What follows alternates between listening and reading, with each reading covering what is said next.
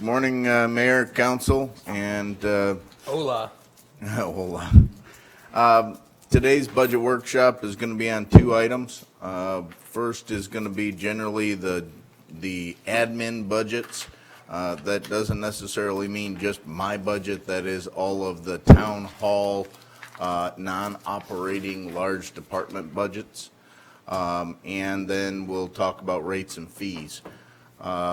One thing that I did want to bring up right at the beginning is next week we have a workshop, and we have just a few items on that workshop. And what I'd like to do is take any comments or questions that I can't answer from today and possibly do a small mini budget item on those items at that workshop. Once we get done with that, we have a fifth budget workshop scheduled for May 30th.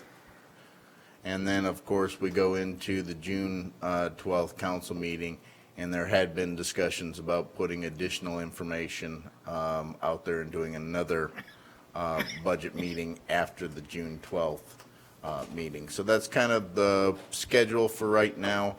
We can add in meetings or change meetings as you so choose. Starting off today for admin, similar to what we did with the large departments, I'd like to kind of walk you through some of the other departments in the general fund. One of the main departments that we have is called non-departmental, because there is not a department head that's associated to this, but these are items that are sort of outside of any one particular department. You'll notice that there's no personnel and benefits, which means we have no employees dedicated to that account. We typically don't have any capital, but where we do have charges is in the maintenance and operations section. Looking at those highlights there, you'll see that the majority of the charges in that account is the CBP3 loan, which was the remainder of the loan funds that the town used to purchase the hotels and then sell those hotels. The remaining balance is in that account. We set it there just to make sure that everybody knows exactly where it's at and that it's a loan payment. That also includes things like our insurance and so forth that goes along with those properties. Another one of the main components for the non-departmental budget is our nonprofit donations. At the very beginning of our budget process, you had presentations that were made to you from various nonprofits. The ones that have requested funds are listed here. At this point, I didn't see any particular one that was particularly out of line or unusual. These are typically the folks that we go and donate funds to. The money did go up just a little bit here and there to $50,415. And you can see the various programs there that contributes to. And then, of course, we have our chamber donation, our CBDI donation, and also Wave Transit. We help support the Wave Transit bus that comes down into Carolina Beach each year. All total, that's about a 0.5% increase from last year.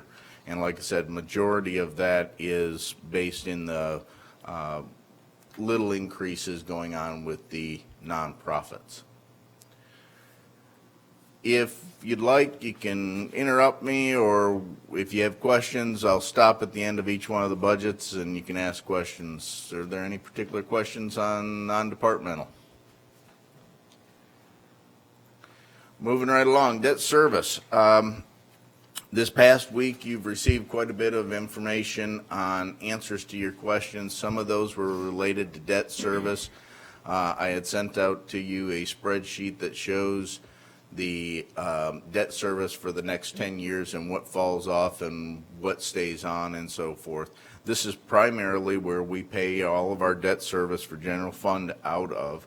Once again, no personnel, no other expenses. It is just strictly debt service for all general fund activities. And you can see the projects that are listed out there. All of those are reoccurring loans that have been done previous years, and you can see the remaining years that those loans will be out there.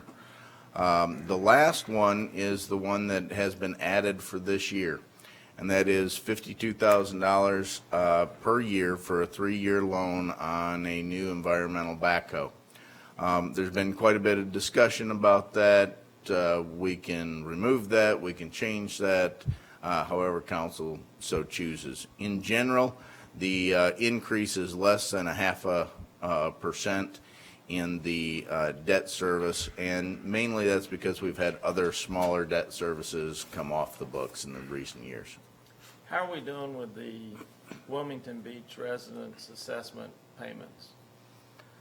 And most everybody paid those. I think all of that is almost complete now, isn't it?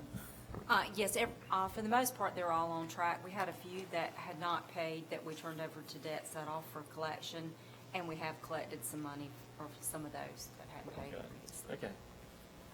I thought by this time it should have been done, because they had 5 years to do it. Yes.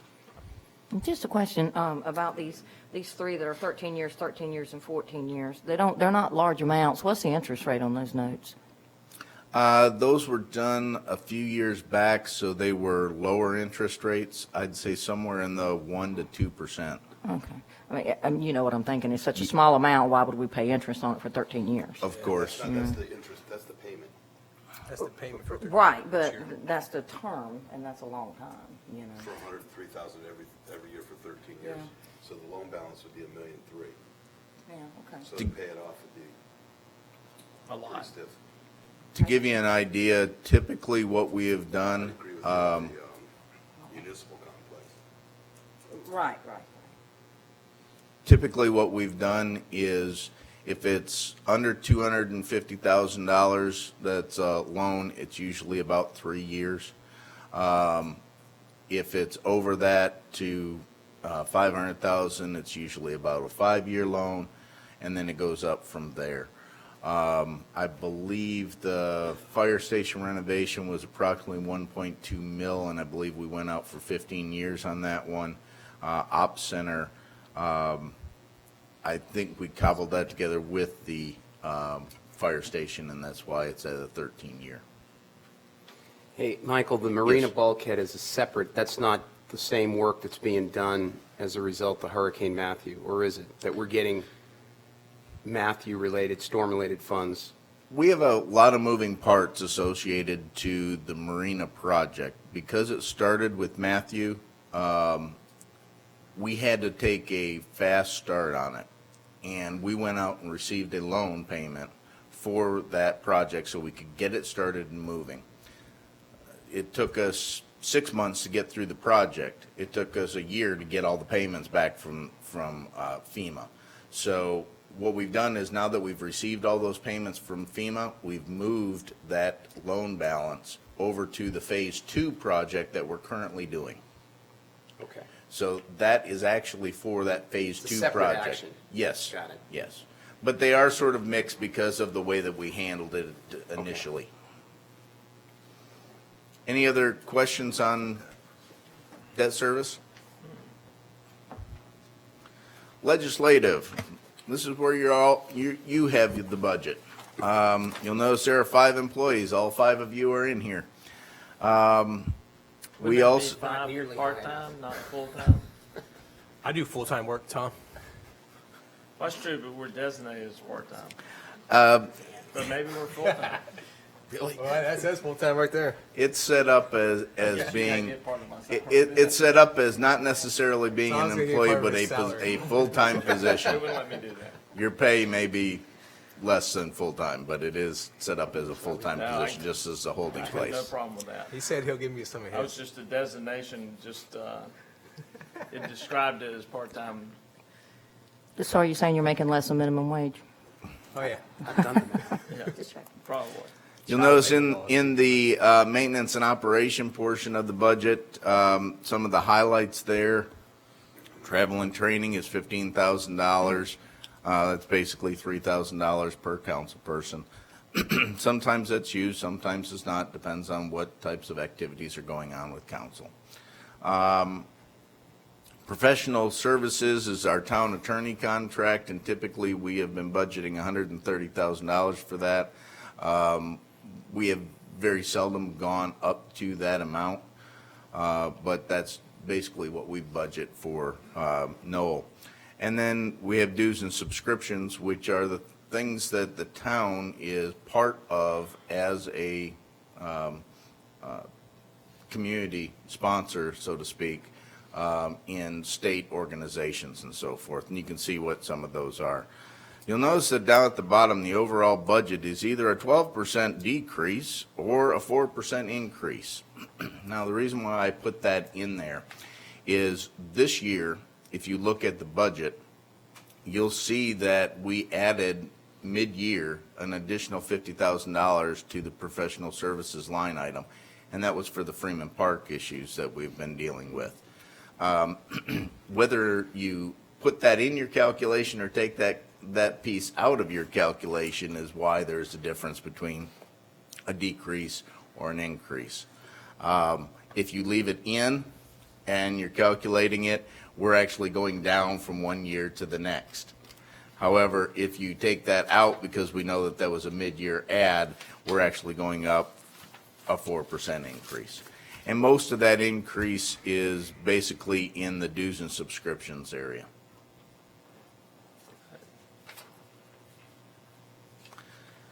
Executive budget. The executive budget houses myself, Sheila, and Nyla. So we have 3 full-time employees in there. Virtually anything that was able to be captured as a overhead expense across the general fund and in the utility fund was consolidated some 4 or 5 years ago into this budget. Previously, what we had was we had multiple budgets that had electricity in it, multiple budgets that had insurance in it, multiple budgets that had cell phones and computers and things like that.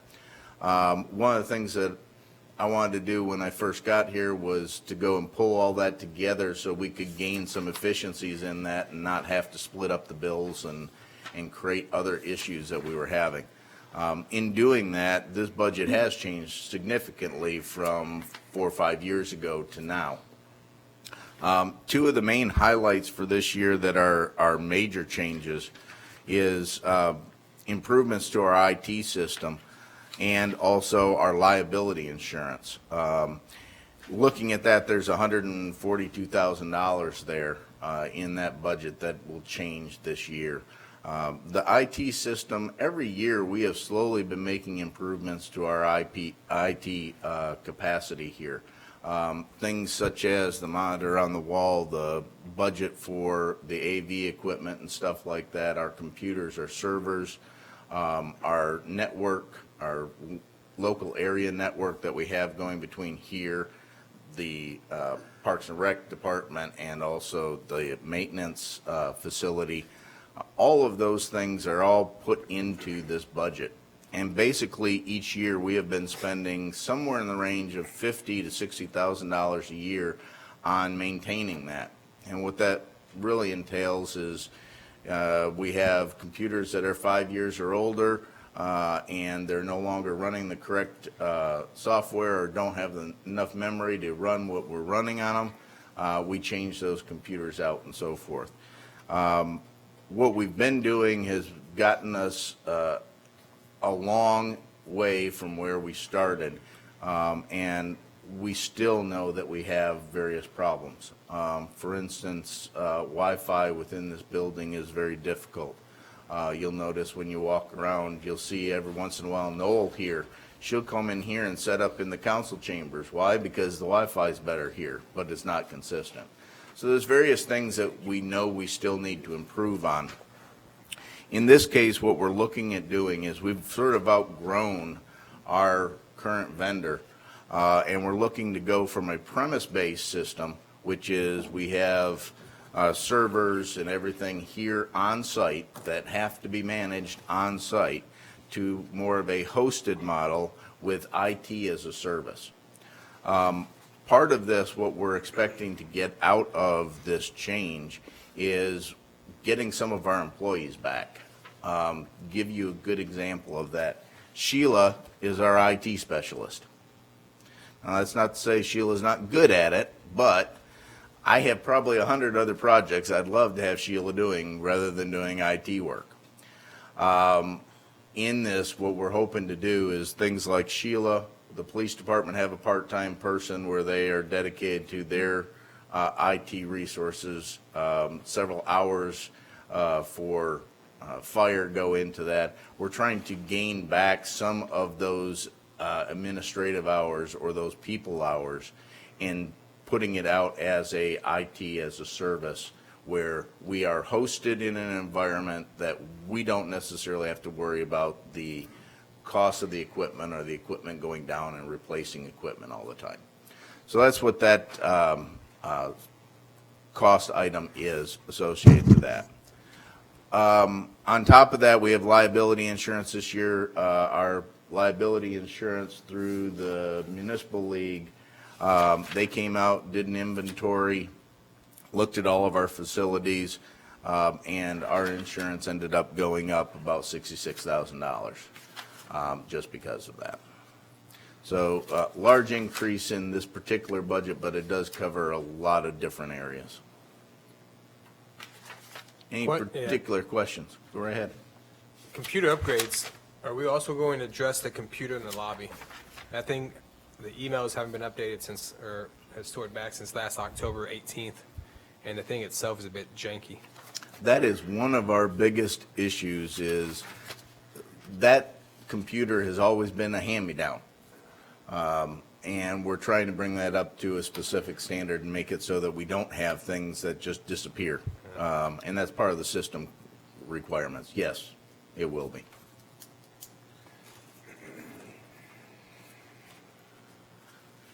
Next is the clerk's budget.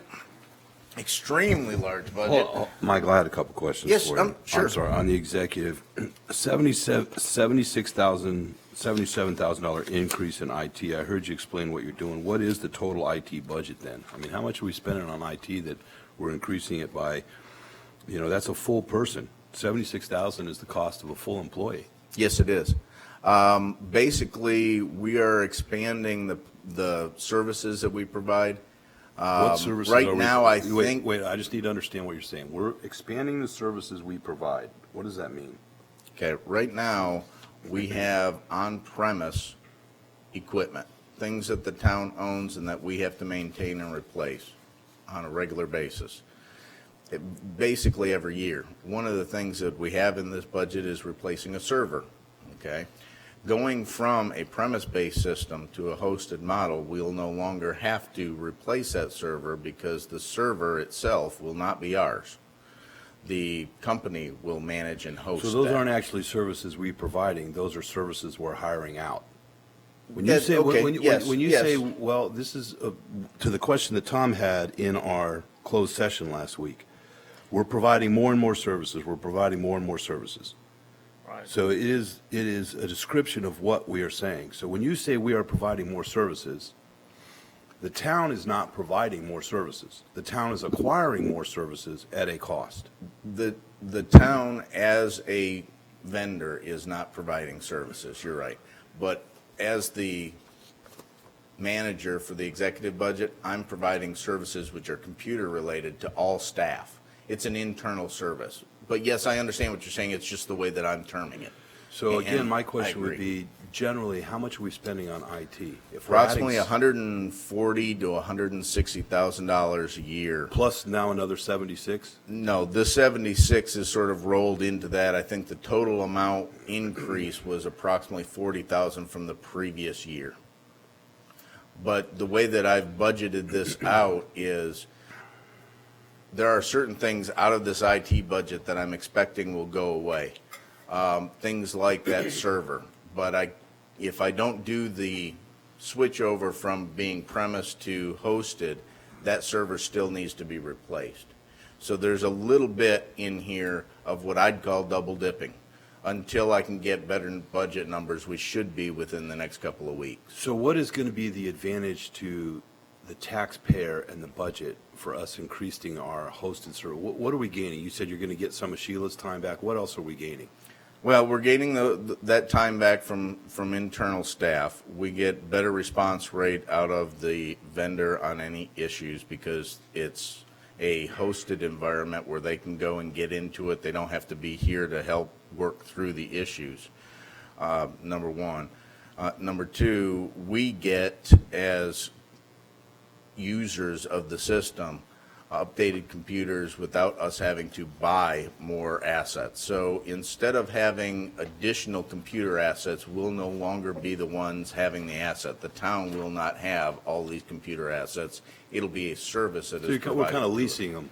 Yeah, it's a lease or rental type And so when it system. doesn't work, we call them up and they bring us a new piece of They equipment. bring us a new PC and so forth. So I'm going to ask you to apply that same philosophy to your backhoe.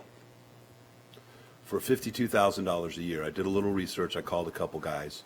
You could lease one for $1,800, $1,600 a month if you sign a year contract, but we'll say $1,800 a year. $1,800 a month for a year. It includes all maintenance. And you get 40 hours a week. Yep. So why wouldn't we do that instead of acquiring a $52,000? We're currently doing that. Well, I don't Out understand. out of our current budget, we do lease backhoes periodically, and sometimes for extended periods because we have downtime with our backhoes. But on the for prior debt maintenance. service sheet that you showed us, you added a $52,000 line item, which I brought up before, because we're going to buy a new backhoe for 3 years, is $156,000. Could The we same com- cost on a lease is $61,000. Plus, we don't have to deal with the maintenance and the tires, which is another $500,000 in the budget we're spending on maintenance and tires for all the town vehicles. So if it's good enough for our computer equipment, I'm going to ask you to maybe think about that on some of the other equipment, especially on some of that big stuff. If you're already leasing backhoes from time to time, it tells me that we don't need the asset 24/7, 365 days out of the year. If you do, you still are coming out $100,000 ahead by leasing it for 3 years. Plus, if there's a problem, you call them up and they come and get it. So I'm just going to ask you, if you're asking to switch to a quasi lease base on the computer equipment, maybe there's some other equipment we could look at doing that as well. I would agree. I don't know that it would pay for things like trucks and admin vehicles and things like that, but larger pieces of equipment could go that route, certainly. That's an excellent idea, I think, that Steve just brought up, because maintenance is huge, and our people don't have time for it, and that makes us have to have other employees and other things done. So I like the idea of having the maintenance outsourced. Well, Okay. and all of our maintenance is currently outsourced. Right, Okay. but we pay for it. So then I yes, have most two, I definitely. You're have not two paying other for that. questions for you. I'm just going to ask you, what you said is that 76,946 may have some edge in it. You're just not sure how to identify that until you actually do some equipment swap out and we move forward. Yes. How do we then, how do we see that benefit of cost savings in the budget as we go through the year? In other words, when you don't spend the dollars that you're projecting, how do we understand that as a council that that's happening? That becomes one of the items that rolls into fund balance at the end of the year, and that is traditionally how the town has done it. If you want to, you can go and every month return money to the Reserve account. fund balance and redo the accounts. Now, the difficulty with that is you have a continual moving target. So we just have to be careful about, like, the percentage increase and the percentage decrease. If we're always putting money into the budget or always taking money out of the budget, we have a very difficult time in benchmarking against ourselves from one year to the next because there are so many variables. If you wait to the end of the year, you don't have that same issue. But some portion of this money is going to be a yearly fee then to some company, right? Yes. It's Every an year. ongoing $76,000 increase ongoing. Or less 40 or more. 38 or 62, we're not sure yet, but it's going to be some Is it a flat ongoing- contract? I mean, if you call them more than, It's a flat contract. They handle everything. We also get, in our case, we get a project manager that basically becomes a department head. so that they sit in on our department head meetings. So and we're are kind of able- off booking another employee at $76,000. We get a IT. We're currently internal. off booking another employee now for our IT resources with Hooks, yes, sir. It's already in the budget for doing, What would it Just be, that. what would it be if we didn't move from premise to IT? In other words, all things being equal, if this line item or this new service wasn't being offered, what would the IT, 40,000? right now, we spend anywhere between $145,000 to $150,000 a year on IT services, whether that is the service contract with our current provider, all of our ancillary providers like the internet and things like that, and our equipment switch outs. What that doesn't include in there is Sheila's cost and Okay, things of so, that nature. but you just told us a minute, you're saying now that we're spending about 140, 150, and I just asked you what the cost was. You said it's going to be about 140, 150, including that 76. So if we're spending 140 and you add 76, it seems to me it's more. I'm not tracking the math there, but that's not unusual for me, I guess. If you'd like, I can give you more detail on that specific item. So I that think you what can Michael's see. saying is he's going to save something and he doesn't know what yet, and he's gaining more efficiency, but you don't know what the real number is. Part of that is true, yes. And We in don't 2 know weeks- what the real in number 2 is going weeks, to you said be. You'd have more firm numbers. One of the things that's the first step in this process is having an assessment done. Coming in, having the company that we're going to go with provide an assessment on all of our equipment, everything that we have here. How could we do it cheaper, easier, simpler? So things such as we have 14 servers right now. Some of them are virtual servers, some of them are actual physical boxes here. Well, how many of those could go away if we go to the cloud? Well, they've given us a projection, but until they start doing the analysis on those servers and what we're using them for, they can't say, oh, it's going to be 12 out of the 14. So yes, there is a portion of this that when we go through the process, we expect to see some savings. Can I tell you what exactly those savings are today? No. Well, Michael, do you expect to see the savings off the 140 to 150 we're currently paying, and then add back some portion of the 76? Or are you expecting to see a savings on the 76? It won't actually cost that much. I'm expecting a savings on the 76 that won't cost that much. So if we're spending 140 and it costs us another 40, that still takes us to 180. Yes. Right, so when I asked you a minute ago what the costs were going to be, you said it's about 140, 150, including the 76, and that seems like that's not exactly the number we're going to shake out at. My other question for you what came from our paper editor. Said he had a conversation with you about phone costs, cell phone costs, and he thought they were extremely high. Can you tell us what we've got in the budget for the executive department for cell phone costs? It was like 70-some thousand, 60-some thousand dollars? Before you go to cell phones, while you're looking for it, the company that you're going with, is this a company that does municipalities? I'm sure you've done your homework on it. It is only a company that does municipalities across the state and the 4-state area around us. They are recommended and authorized by the League of Municipalities. Okay, good. And we don't do cloud now? We don't do any cloud? Not in any large portion. And I like that, and I've changed over to that too, but the concern is, once you go with a company and you decide, well, maybe you don't like them, then you're in their cloud and their server, and you're kind of stuck with them. This is a private cloud. They basically set us off to the side compared to other So you private own your clouds own that are- cloud, kind of? Or, Basically, yes, ma'am.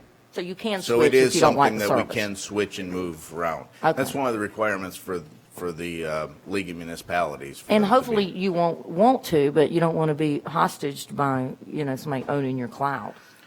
Let's see here. Verizon cell phone bill is $17,000. And that is for pretty much all of our executive phones. Ed, myself, Brian Stanberry, the clerk, HR. Look at that. It's the 42. Close that window there, Michael, and look at the line item above. That's what he saw, was communications, phone services, 63,000, 70,000. You're saying that 70,000 is not just the cell phone. It also includes the Spirit $42,000. Communications, which is our landline stuff, Great. all of That's our fine. charter cable stuff, any I got of it. our information, our budgets for miscellaneous installation and repairs throughout the year. That's fine. So our cell phone is actually $17,000. Yeah, no, but But yes, what Willard saw was the 70,000. Yes. He didn't see this breakdown.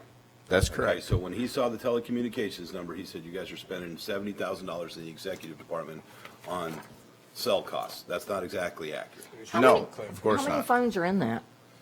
12. Wait, Well, I Okay. don't know. Honestly, I don't know. I'm going to say Not somewhere 12? in the 20 range. I'll say that's a lot for 12 is what I was thinking. That's 12 months. Part of that would also be Okay. things like air It's cards and things of that. $3,500 a month, though. I mean, it's kind of high. I mean, I don't know. It's fine. That was, you can close that box and you can see where he saw the number was Yeah. $60,000 or $70,000, and it says communications phones. Okay, so that was the question, and Willard said, Steve, why are you spending $70,000 in executive? I said, I don't know, I'll ask. Now you told me. Thank you. You're welcome. Good. Any other questions on the executive budget?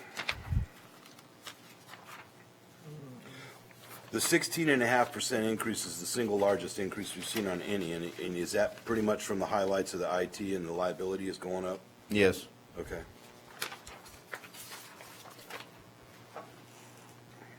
As I started into with the clerk's budget, the clerk has 2 full-time positions in there. The highlights for that budget, or the large type expenditures for that budget, are printing and publishing, which is mostly advertising for our meetings and things of that nature. And then our software packages that help us manage various aspects.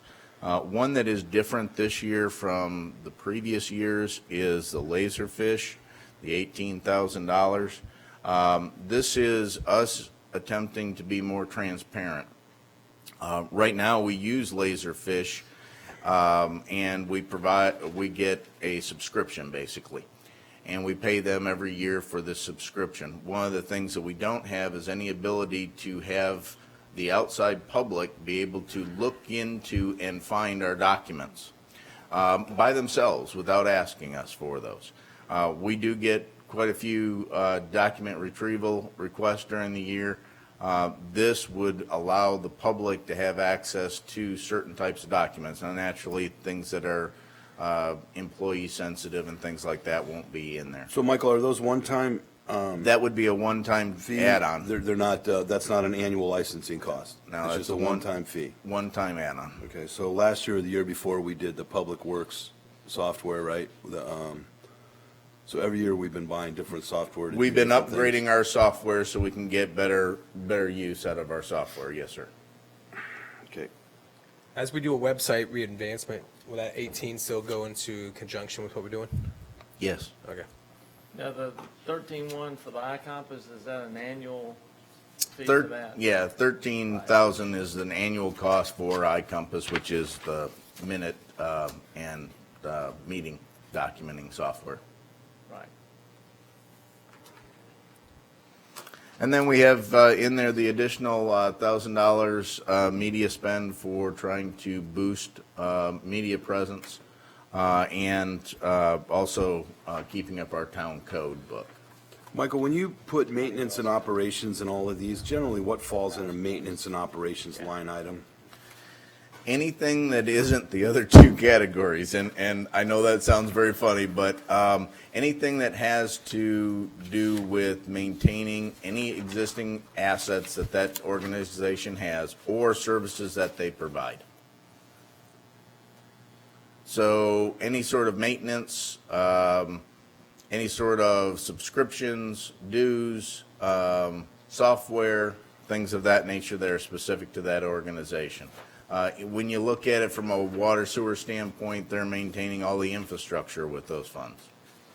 Right, typically when I think of maintenance and operations, I'm thinking that we're actually maintaining something, and you're saying this is just kind of a catch-all. In the non-departmental budget, you had 414,000 in maintenance and operations, legislative 176. So when you start adding up all these maintenance and operations, I'm overwhelmed with the number and trying to understand what that includes. $650,000 in maintenance and operations in the executive, and then you have the clerk for $72,000. I'm not, I mean, is that furniture, fixtures, and overhead? Is that an allocation of That would office? be a good way to look at it for the clerk budget specifically. You're talking about, oops, printing and publishing, travel and training for the two employees, a minor amount of maintenance and repair on equipment. And then $32,000 is the software packages that I listed out for you on the other page, the iCompass, the Laserfish, and the social media items. And this is something separate from our other IT stuff we just talked about. Yes. This be totally, If it is is that a one-time fee or a yearly fee you just It said? all depends on what the product is. In the case of the iCompass, it is a annual fee that we pay to them for the software package and for using their system. The How about- Laserfish, part of that cost is a one-time fee that they charge for the service, for developing the service for us, and then after that, it's a monthly subscription type thing. So the IT systems that you talked about in executive is actually hardware, it's not software? It And then is every department has a sub-branch of majority software? Majority hardware. If you look here underneath hardware, here's a list of all the various different types of hardware in the budget for the executive. You'll see in there certain things requested for additional Surface Pros for building inspections so they can do inspections out in the field, things of that nature. Where you see this computer service improvements at $80,000, that is where I see the benefit of going to the cloud service will take over, because some of these costs here, along with some of the costs in computer software, things like these hooks charges, our license charges and things like that, will end up going away because they're embedded into the other service package. So that actual $72,000 in the clerk maintenance and operations could be reduced, or the finance department's maintenance and operations could be reduced with some of these hook savings if we outsource the IT? No, sir. They cannot. I thought that's what you just said. I thought you just said that hooks was in that one that might be absorbed into the, That was in the executive budget. I moved to the executive budget because you were What are you asking on right about now? that. Are you on the clerk's budget? Currently, I'm on the clerk's budget, which is the detailed budget for exactly what it costs to run the clerk's office.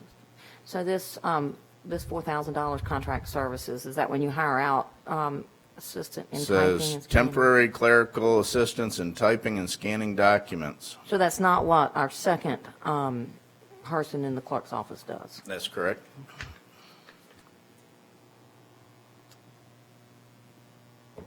And $10,000 maintenance of town code?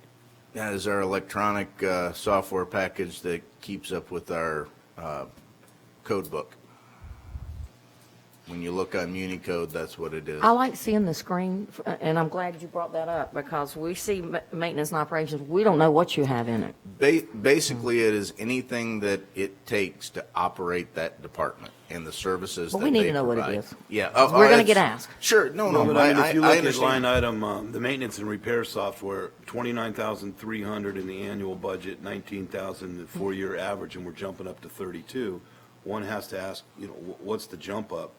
Why have we jumped so much? And you're telling us it's because we're going to acquire some new software? The increase here from the current fiscal year of 29,000 to 32 is the amount that we're paying for Laserfish to come in and set up the public portals and get us so that our document management can be seen by the public in certain aspects. And is there going to be an ongoing, After that- is there a licensing fee every year? Yes, after that, it drops back down and you won't have the same cost. Well, we won't have the same 18,000, but it goes to Leanne's comments over the last couple of meetings, is generally trying to understand when we're contracting and obligating ourselves for these long-term contracts, what the incremental increase to the budget over time is. I mean, and I'm sure, Michael, a lot of these needs are there, but when I look at the four-year average it says 19,000, and now we're at 32. Last year it was 29, but we've gone up. Well, and The part of running that. four-year average was 19, and we're now at 32. So the citizens ask, where is the incremental, what are the services that we're providing? And I'm just trying to have an understanding of that. Yes, I understand that, and that four-year average is what was actually spent, not what was budgeted. Michael, can you go back to the executive? There was a line item in the maintenance and operations that was, I'd like to see that too. yeah, it was, thanks. On the, right there, maintenance and repair, if you could open up that box, the 200,000. I saw an $80,000, there it is down there, computer service improvements. Is that related to the moving from premise system to, okay. And that is Which where a I, 70 the numbers were kind of, that's why I asked.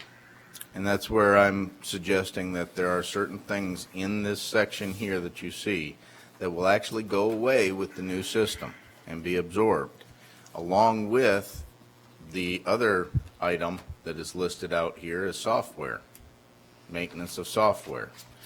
If it will be it is contracted. But- Yeah, Didn't we last year, or a couple years ago, just buy a new software system?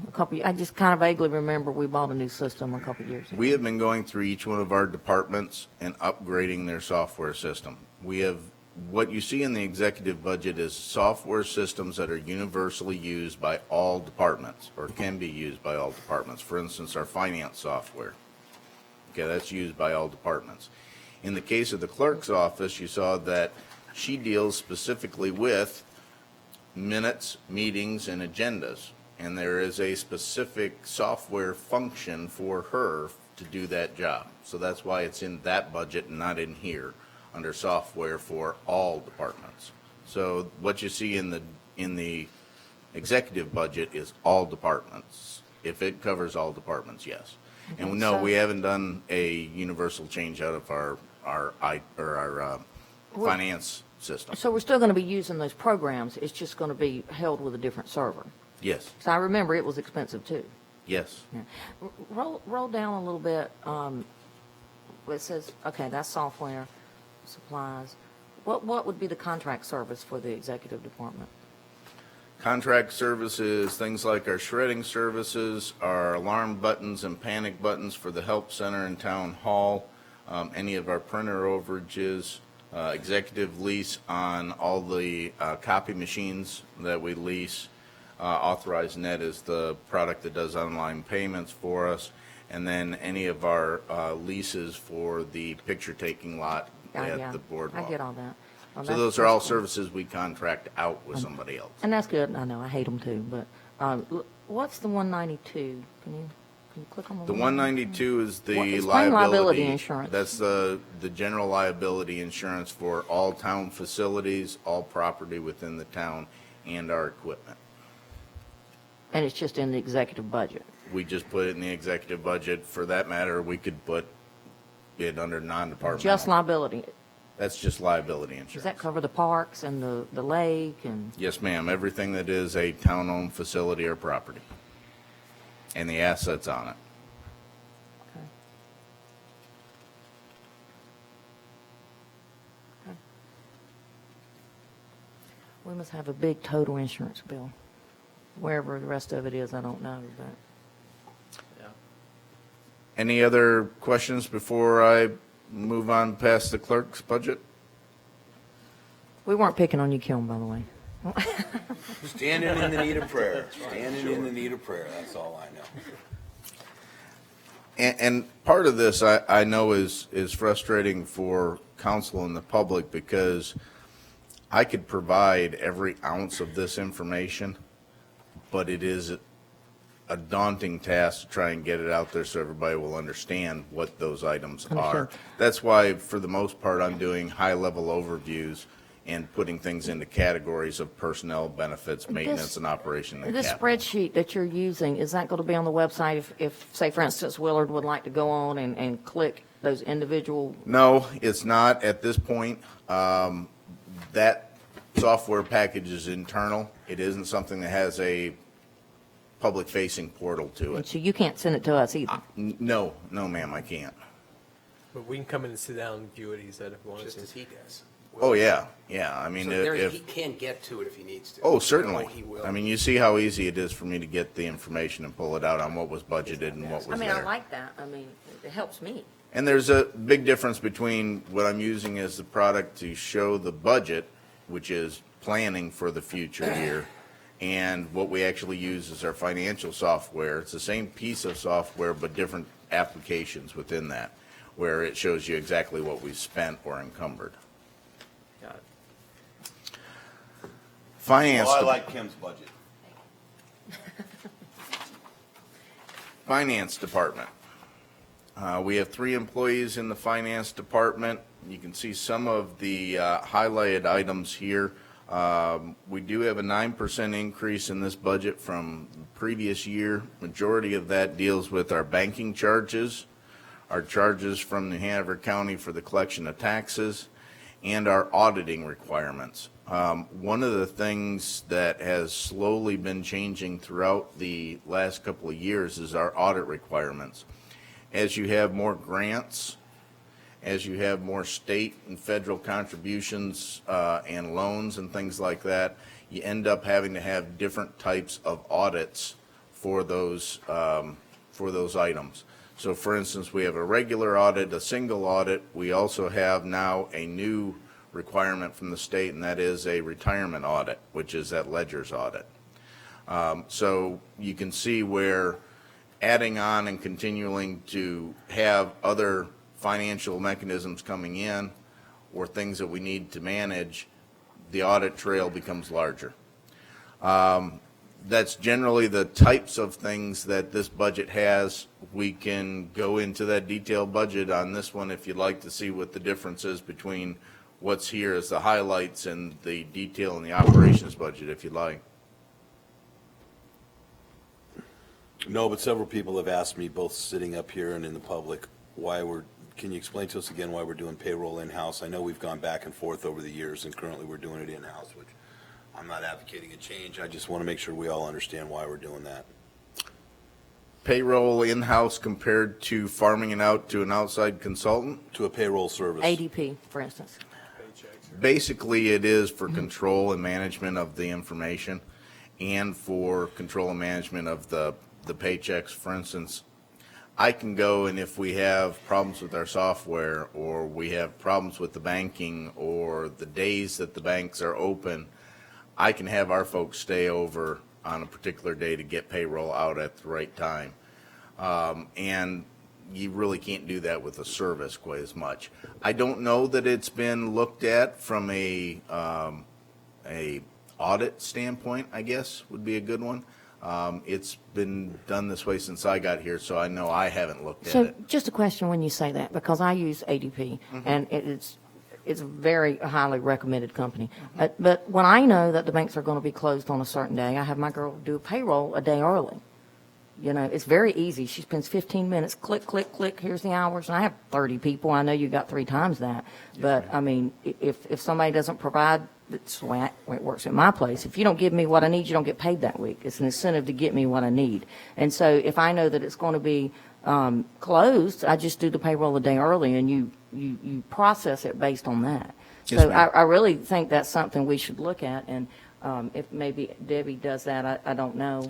It's actually not a payroll function, is not under finance, it's under HR. HR, right. Okay. Right. And because we married both the HR function and the payroll because it's all employee I know that days. they do all the returns, all the taxes, and they're good. And the customer service is excellent. It can be something that we can look into and try and evaluate. It is not something that I know of that's been evaluated.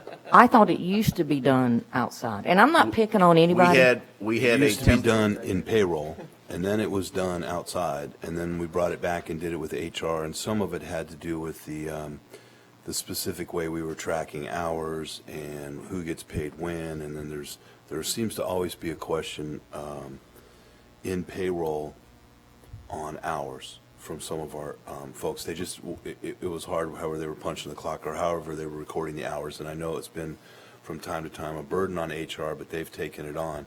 I don't know if it's the most makes sense. I don't know if it's if it takes a lot of time, and that's what I've always heard in-house is it's an excruciatingly difficult process to get through. It was when I did it for 30. I can't imagine what it is for 120. And I know they charge X amount of dollars based on how many employees you have, but that takes away all the taxes, all those liabilities, everything. I mean, I'm just think it might be something worth looking at. I mean, and I'm not trying to be rude or anything, and I'm not talking about anybody or anybody's department, but I think maybe instead of adding new staff, sometimes we need to look at outsourcing some of those things. And then that keeps this budget from continuing to increase. Those are my thoughts on that. I don't know why in the world we didn't, I mean, do your people, do you punch in on an electronic computer when you come to work, or, Majority do not. so are they salaried then, or? No. They're Time punch hourly. clock? Some of them are punch card, depending on what department they're in. Some of them don't have any sort of a punch card and just fill out their time slips. That's one of the things that we have not tackled as of yet, is improving that system. Because they're the simplest programs in the world, where they go in and click in and you hit a button at the end of the week and it tells you how many hours that person Download has.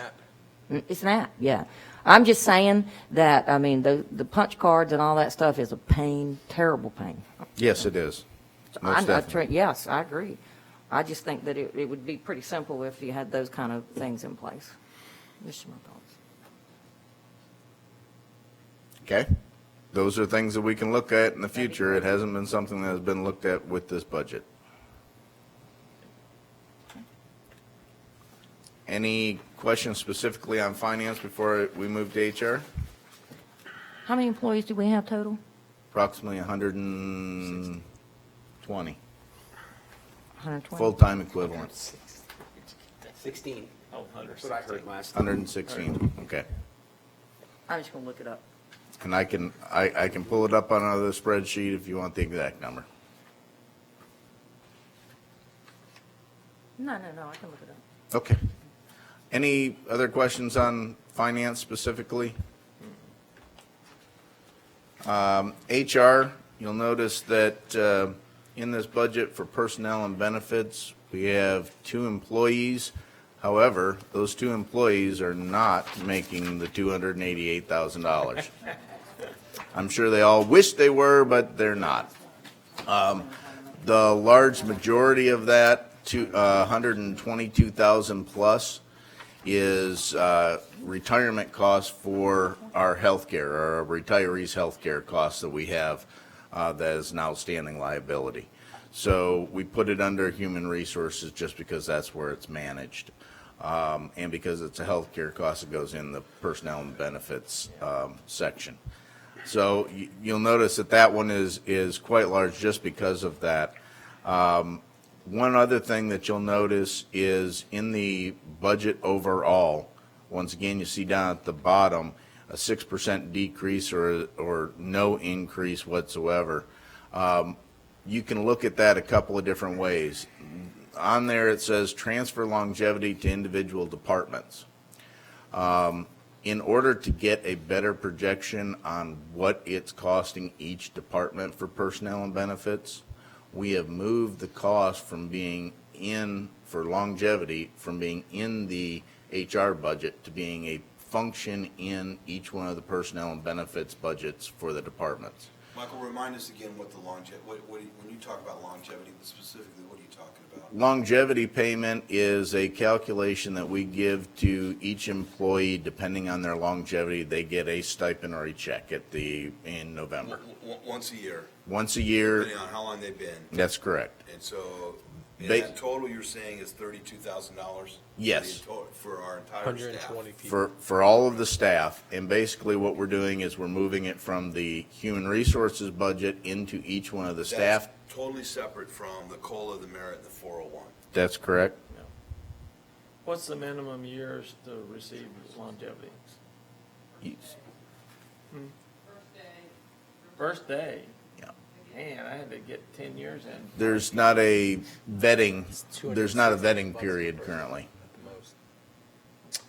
Can you give us a general idea how that looks? I mean, if an employee's been here a year, what, they get $50 or something? $50 for 1 year, up to 500? If they, $750. for 20-plus years. And that's just a one-time thank you for sticking around. Yes. Yeah. But it's an annual cost to the budget. Yes, it is. So 32,000. when we look at our total personnel increases, it's 298 plus 32 is really $330,000. It's one way to look at it. Yep. Sure. You just moved 32 into other departments, but we're still paying it. Yes, and that's So, why I would there's, just point out, I mean, and believe me, I have supported a COLA and a merit and 401Ks when they've been asked for. I'm just pointing out, and I would point this out to my fellow council members, that $298,000, really, it's the 2% merit pay. You know, if you take that out, the 2% COLA is going to stick around, the 1% increase is going to stick around, and the longevity is going to stick around. So you're basically talking about a 1% tax. That's about 1 point on our property tax, $280,000 a year. So out of 22, 23 mills that we charge, 1 point's going to COLA, 401, long-term. I'm not opposed to it, I'm just saying those are how some of you have asked me how I look at the budget and why I'm looking at some of these numbers. It reflects to the tax rate. That number doesn't bother me at all. It doesn't bother me. We describe it that way to the residents, they're going to buy into it because ultimately our employees are doing a lot of the work at taking care of our town. I think they're still going to expect us to look in other right. places and collect some savings somewhere else, so as to avoid a tax increase. Well, we'll get to the That's our last sheet. goal. When we get to the last sheet, you'll see why it becomes a question. Which is actually the point I was getting to. I want to take care of our employees, absolutely.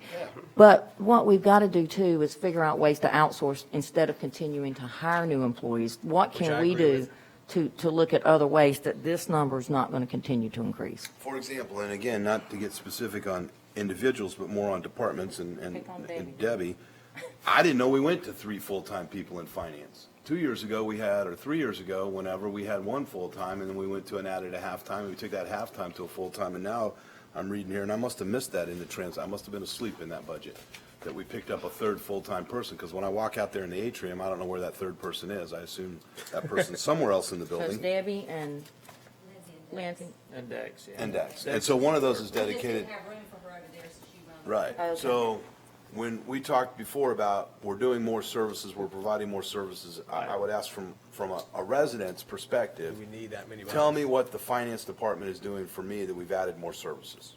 Grants. It's a philosophical question. What's that? grants.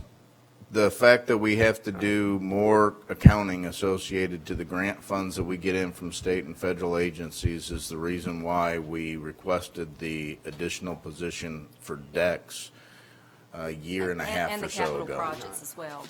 Just the increased volume for our department and invoices and the requirements that the auditors had for separation of duties, so that I wasn't receiving funds, reviewing budgets, and doing the bank reconciliation. So they really wanted that 3rd person so we could have that separation, because Lindsay receives the deposits, does the daily deposits. So they wanted that 3rd person just to break that up so we had proper internal controls. And just so you know, this is the most difficult and uncomfortable part of a budget process for me. I don't want to put a name on it, because I know every one of these people and I enjoy them and I think they all do some hard work. I'm not saying that. It's just, I always look at that and like Leanne said, I mean, at some point, can we outsource some of these? Because Save the what cost. happens when you outsource is you don't pick up the COLA, the merit, the 401.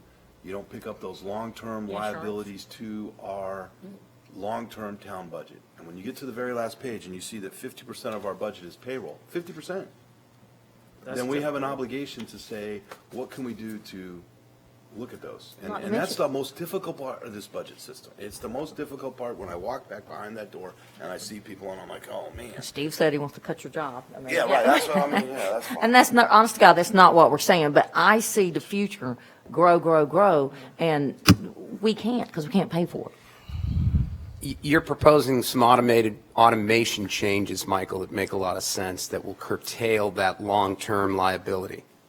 That's really what we're talking about here, contracting some of it. And you're absolutely right that quite a bit of things that we do can be improved, and we do work on product or system improvements so that we can go and do more with less or do more with the same. Things like what you were talking about with the payroll and with the time tracking. The reason why you don't see that item in the budget is because it's a large cost factor initially for an organization this size, having automated time clocks and things like that, and having the systems in place, it would be a large expenditure, and I'm looking at the $30,000 to $50,000. How do you know that? Have you already checked? We've already checked, and That haven't. really surprises me to hear that. Yeah. Yes, ma'am. I'm just saying. Well- I mean, I know programmers that come in and just build a simple little time clock program, and everybody clocks in on the same one. But anyway, whatever. Well, you have several locations. I don't know if that's very efficient to have everybody come to one place. No, but they can have them in each department. Or download an app, it's Well, then that's not Right. one place. Download an app. Patriot software. Okay, well, I think we should move on. The one item that I wanted to mention is the highlights here for the HR department. This is not actually all funded straight out of the HR department. This is highlights for overall employees across the entire organization, including our folks in the ops division, water and sewer and stormwater and things like that, for the 2% COLA, the 2% merit, and the 1% increase in the match. We had talked about these items before. Last year, we had no COLA and a 3% merit. In looking at our benchmark other communities in this area, majority of them are doing some sort of a 1% to 2% COLA and a merit anywhere between 0 and 3%. The area that was most shocking to me is what I'd like to think of as a retention piece of our employment, and that is the 401k match, where currently we had no match up until last year for a 401k. This year, we have a 1% match. This next year, we'd go to a 2% match, and that would continue to go. Currently, the going rate is about 5% across most municipalities in the area. All right, and so just to be the grenade tosser, I'm not opposed to these, and I want to take care of our employees, but it's remiss if we don't point out two things. Seattle, Washington is looking at a head tax. They're going to start taxing businesses on the number of people they have. Chicago is now proposing a 1% property tax just to be dedicated for 30 years, 1% property tax to pay for their longevity employee pension benefit program, their budget, their personnel budget. And it is directly because when you add a 2% COLA, that $114,000 never comes off the payroll. Right. Next year, it goes up another 2%. Whether we ever hire another employee or not, they get a raise because they've been here for a number of years, they get a raise because whatever, they also get a COLA. Again, I'm not opposed to the employees, and I get, we had a little email where everyone, I'm directly offending the employees. I'm sorry, I'm just pointing out that at some point these become issues that we have to understand, and there's only a couple of ways to do that. One of them is to raise revenues. That's the only way you ultimately are going to pay for some of this stuff. And there's not an employee back there that doesn't do a good job. If there is, Michael has a problem and he needs to deal with it. And that is the manager's issue. I'm just saying we are adding $300,000 long-term to our budget, which is over Right. 1 point on our property tax. And at some point, we keep adding that every year, we're going to raise property tax. So explain that to me at the point that, I get exactly what you're saying, but you're saying this isn't a duplicate of last year, this is an increase from last year. Did we do this last year? We did a 3% Yes. merit and no We've- COLA. And I constantly get asked by employees when I walk in, I get comments all the time about not getting a COLA last year. Right. I mean, I constantly do, and I know some of it's teasing and some of it's not. And that's fine.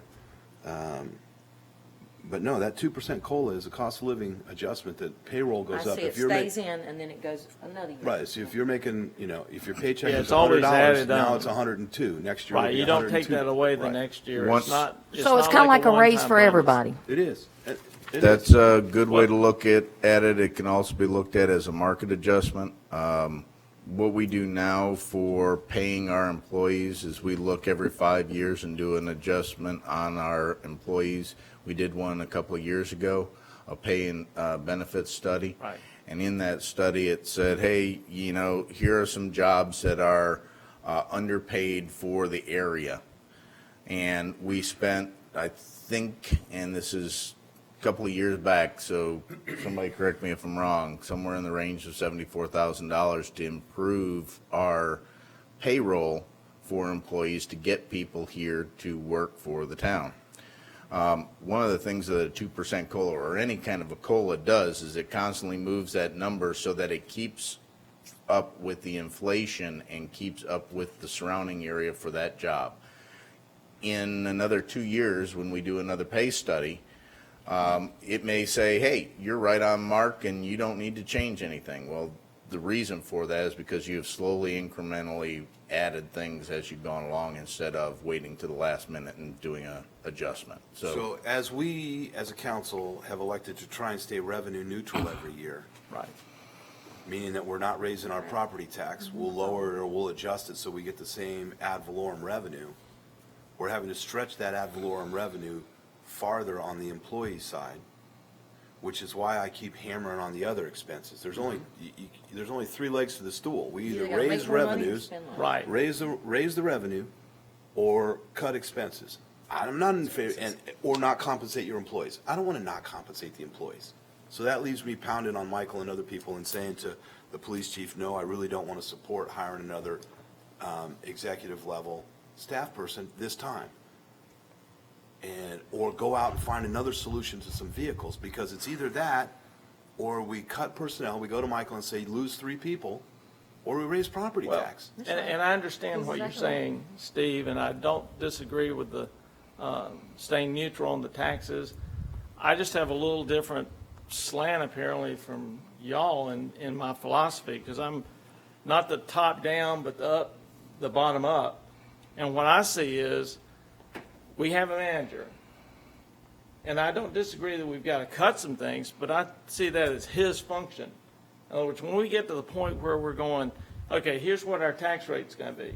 If it's not appropriate for us and we say, wait, that needs to be lower, we want it to be at, maybe 10% lower, then it should be on Michael to go to his people and figure out where can we cut this. Okay, so we have, And if they decide to cut a person, Tom, I don't then do disagree it. with that at all. But then we're Okay. doing the budget in a reverse process. We should go I to don't Mike. think so. Well, we should go to Michael and say, Michael, what's your projected revenue? Okay, if you're projecting X, come back to us with a budget that shows X. I don't care how you get there. And But- if Michael comes back and says, if our revenue is 10, and in that 10, I really feel we need to give a COLA and we need to give merit, that's on you. I really feel we can extend utilities, or we could do whatever. But don't build a budget and then come and say, oh gosh, guys, you either have to make cuts or raise taxes. Well, but Live within your budget. But Steve, I give him enough credit to know that he's got all kinds of options in there.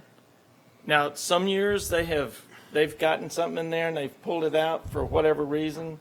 They've moved some, put off buying some vehicles. Some of those vehicles are not safe. They need to replace them. I want him to make that decision.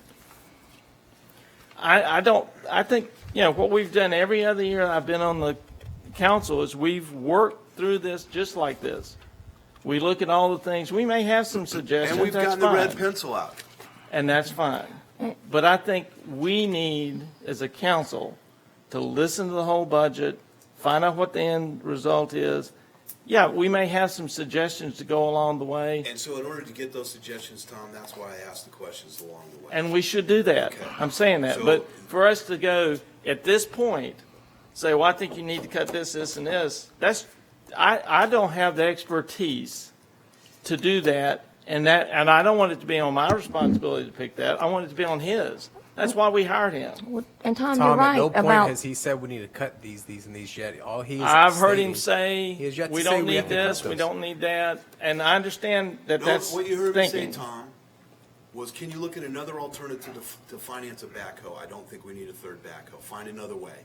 I have said I want to support the employees. I'm saying. I live think within that's the budget. semantics. It's still saying, I think the backhoe is what you need to take off the budget. Which we have done every year, Tom. We have come back every year. That's and right. said, "These And are I items that we understand, don't and I support." understand what you're saying with So I'd be the, happy to hold those red line items until the very end. fine, if can I, that's what you would can like I to do. finish saying what I want to say? sure, Because I hold my tongue the whole time while y'all talk, and I listen to what you say, and then I sort of bubble up and I have to say stuff. The leasing, I don't lease cars. I mean, I know a lot of people that lease cars, that's great. If I have a 3-year lease on a car, at the end of it, I've either got to turn it in or buy it. No, it's still 100% costing me. tax deduction. If I'm taking a backhoe and it takes me 3 years to pay for it, okay, the lease may be saving me more in 3 years, but I still got the backhoe after 3 years if I'm paid for it. And they keep these things for a lot longer than 3 years. It makes more sense in the longevity part, if you've got equipment that's going to last 10 years, to buy it. You've got the access for the in excess of the 3 years, you've still got the property. And you can sell it at the end of the property and still get something out of it. You may save a little bit at first. I don't think in the long run that's the best way to go. But again, that's Michael's skill level, not mine. And Tom, to your point, you're exactly right, and I'm glad you're glad bringing to hear that to that. the table. I'm 50% right. You came from a 50% right. totally different background.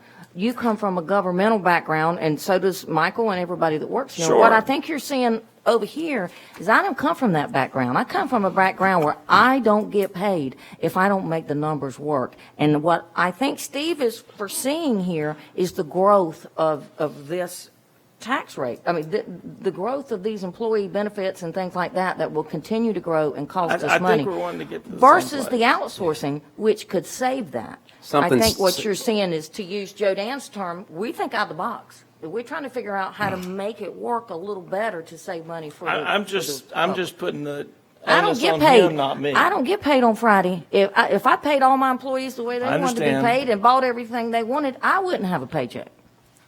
I think what we owe you, Michael, is, to Steve's point, and something that I'm accustomed with in both the private and governmental sector, is a bogey, a starting point. This is a number you get by which we don't have to assume an additional tax burden. Show us what you can do with this number.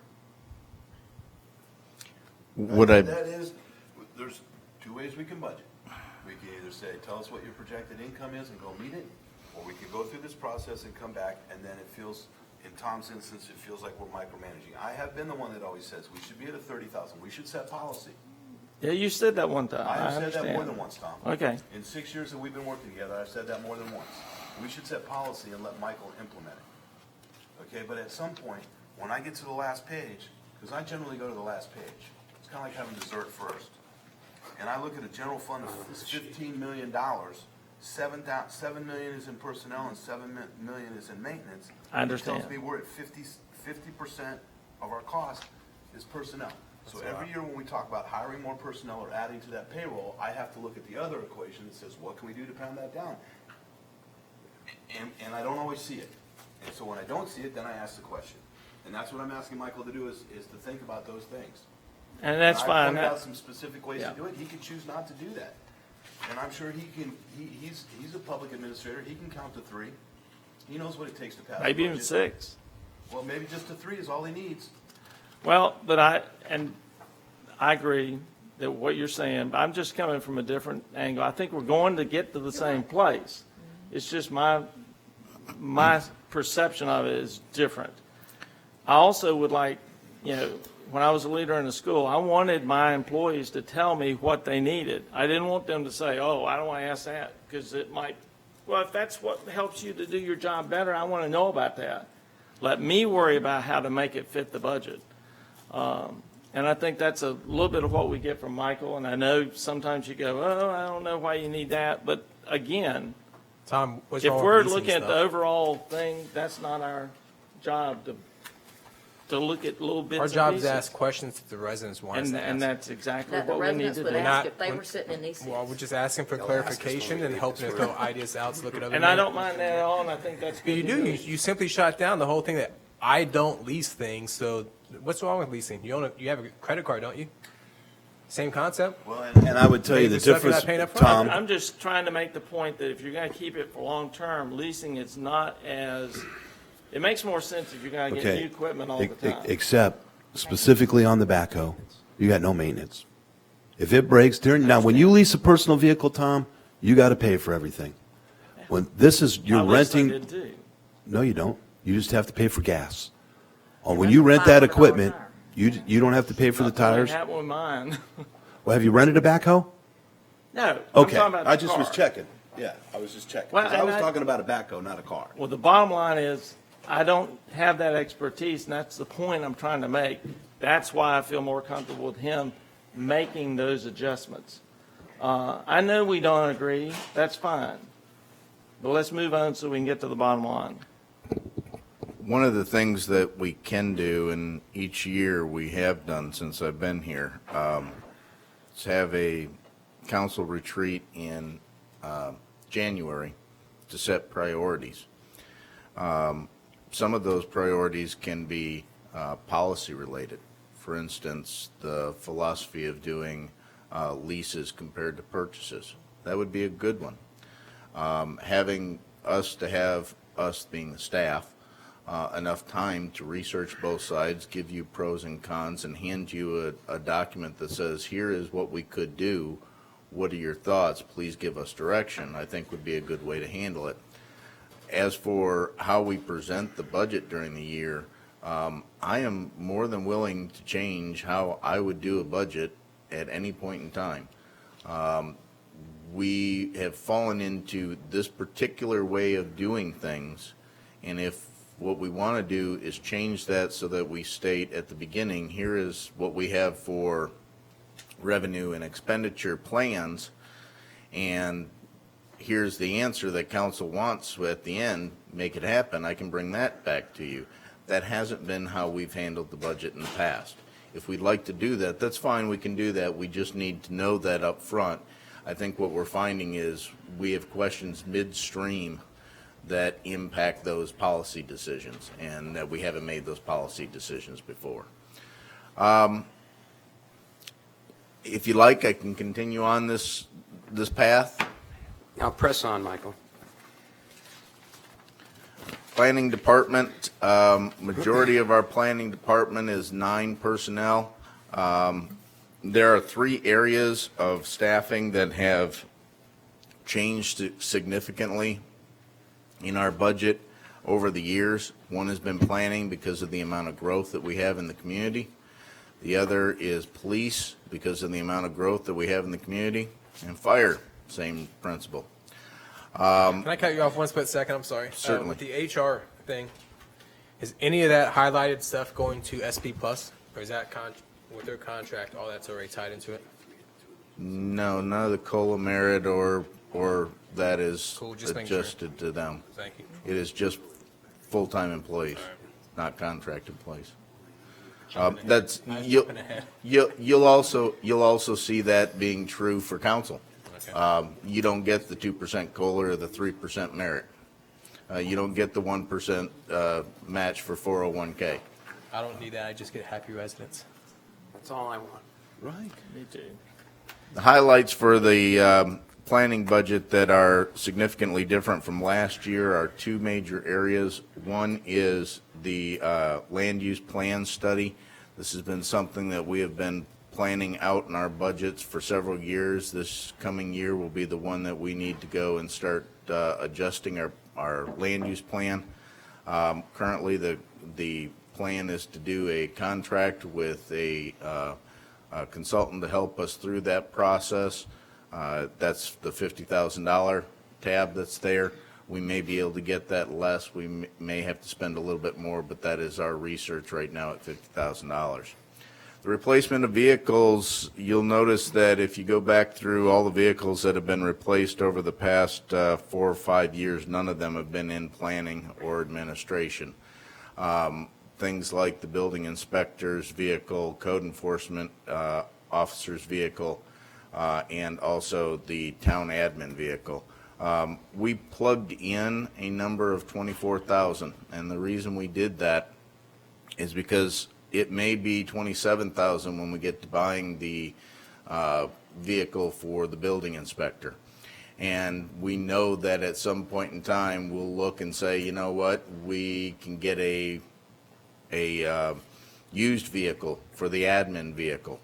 And that may be $10,000 or $12,000, and that there'll be a savings there. but across the board, what we're looking at is $72,000 for these vehicles, Do you basically. currently have 3 vehicles in that department? Yes, we do, and actually, the third vehicle, the town hall admin vehicle, is for all town hall. So the town clerk, myself, any of the planning staff, any of the finance staff, anybody that has to go anywhere in a vehicle, they use that vehicle as a collective vehicle. So what kind of vehicle are you proposing at We're looking, 24,000? we're looking more for a sedan or a minivan type thing where at times we may need to haul things, if we get, boards or things like that for, So these are not presentation trucks, boards. these are No, cars? the town hall vehicle is either a car or a van, is our plan. The code enforcement vehicle would be a small truck of some sort because they pick up signage and things like that. And then the building inspector plan is a 4-wheel drive so that he can go and make inspections out on the beach and be able to see back at the large condos and motels and hotels that we have in So a the- big truck, a 4-wheel drive? It would be something with 4-wheel drive, yes. And what we typically do in this situation, we budget for what we have researched as a new vehicle, and we work to try and keep that low and under that as we go through, mainly because, used vehicles come and go. I can't say that I can get you a $12,000 used vehicle today and then tomorrow only can only get it for 18. I'd have to come back to you for money. So what year are the vehicles that they have now? How old are they, do you know? Give me just a I mean, second just here and I can go approximately. to 5 years, 10 years? more like 12 to 15. They've been hand-me-downs throughout other organizations. So for instance, I believe the current building inspection vehicle was previously in the ops area and used on the beach. The current code enforcement vehicle, I believe, was a police vehicle, and so was the town hall admin vehicle. And just for my knowledge, I know the police officers take their vehicles home, is that correct? Yes, sir. Still correct? Yes. But these people would not, is that correct? 2 out of the 3 would not. The building inspector does. He does take his? Yes. Okay, and does he live here? No. Okay, where does he live? Out of town, Jacksonville, I believe. Jacksonville. Okay. It's a long way. Is that the only, so the police department is the only one that takes their vehicles home and then, Not necessarily. They're the only ones where the vast majority of staff take their vehicles home. We do have take-home vehicles for things like people on call, That's fair. and some of the operations section leaders. So for instance, if there's a call for water and sewer repair in the middle of the night, they have to have a vehicle to go out there and do their I work. mean, I asked that question because of mileage. Yes, of course. And the more mileage you put, the quicker you have to replace it. Most definitely. And the more gas it's going to cost. And maintenance, yes, ma'am.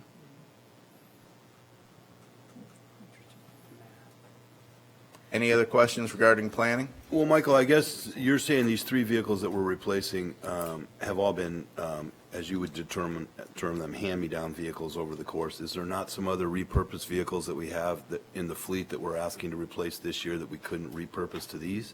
Not that we have found. We've looked at many of the vehicles that we're replacing this year or requesting to replace this year. Many of them just aren't worthy of going down to another So the department. last time I looked, I think there were 16 vehicles you're looking to replace or acquire this year. And out of those 16, we don't have anything that we can hand-me-down. And for the most part, where we did, we have 1 or 2 that would be hand-me-down right now. For instance, I believe it's one of the operations or fire department vehicles that'll go down to parking and things like that, but there's not a vast majority of them now.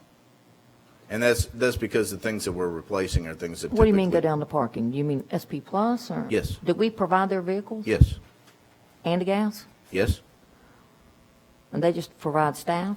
yes, and services. At least that was the contract that was provided staffing services. When's- years ago. And that's, I get it, that's interesting to me, I didn't really know that, but I thought when you hired a company to do something, they provided that as part of their contract. And I think the reason why you see sort of a mix, things like we provide the vehicle or the golf carts and things like that, is to try and keep the price down lower. If the town can provide it, then the town has provided it to keep the service price down lower. Can you do it differently? Certainly you can. That's not the way the contract was developed. So that's one of those items that would be good to know if you want me to look into that type of thing when we start going into the I understand what you're saying. update. for And I the get SP everything Plus. you're saying. But when I hear that, all I see is more employees having to go get the vehicle and take it to be serviced and more service on a vehicle. I don't want us to have to worry with it. And that's just my thoughts, and that goes into this budget too. Somebody's got to take that car to the shop to get tires put on it or get the oil changed or get it serviced, right? Yeah. And it is typically the employee that uses that vehicle that does that. Yes, you're correct, and that is downtime for that employee. Exactly my point. Certainly. And the same thing was true when we had our own maintenance garage, except for we had 2 additional staff that actually did the work on the vehicles too. So I think what you're seeing is a slow movement of the town to more contracting out on a lot of our services. Right back to the porta potty discussion. I mean, are we in that business? We need to be in the business of the town, not all these extra. Yes, ma'am, and those policy decisions would be great to know the answer to before we start building our budget. Any other questions regarding planning? Marina budget is pretty straightforward and simple. Over the course of time, we have had 1 employee in the marina, which actually was the captain in the police department. That is no longer the case. Ed and I manage the marina and the mooring field. Basically, all that's in there is maintenance and operation costs. You'll see that the electric cost, the maintenance and repair of equipment, things such as ladders and things of that nature at the marina. Supplies is typically things for the mooring field itself. If we have a buoy breakaway or we have replacements that we have to do on signs and so forth. Miscellaneous tends to be anything that has to do with the old part of the boardwalk that goes around the marina. In replacing that as we go along, that will get less and less, and we won't have to budget anything for that type of maintenance because it'll be concrete. And then professional services is if we need to go and have EWE come in and do electric work because the lights don't work or something like that, we have money there to pay for those types of service needs. And that budget is basically the same as what was there last year.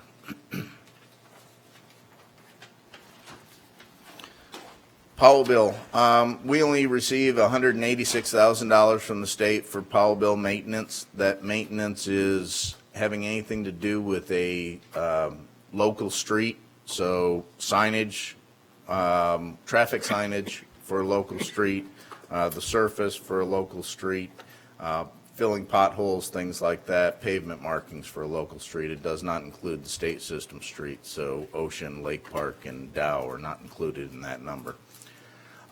What you see here is we typically break it up into 2 main line items, major line items, $61,000 worth of signs, markings, and traffic control. We have been going through the community in a systematic way, making adjustments to and freshening up things like our pavement marking and our signage, much of which had not been done in quite a while.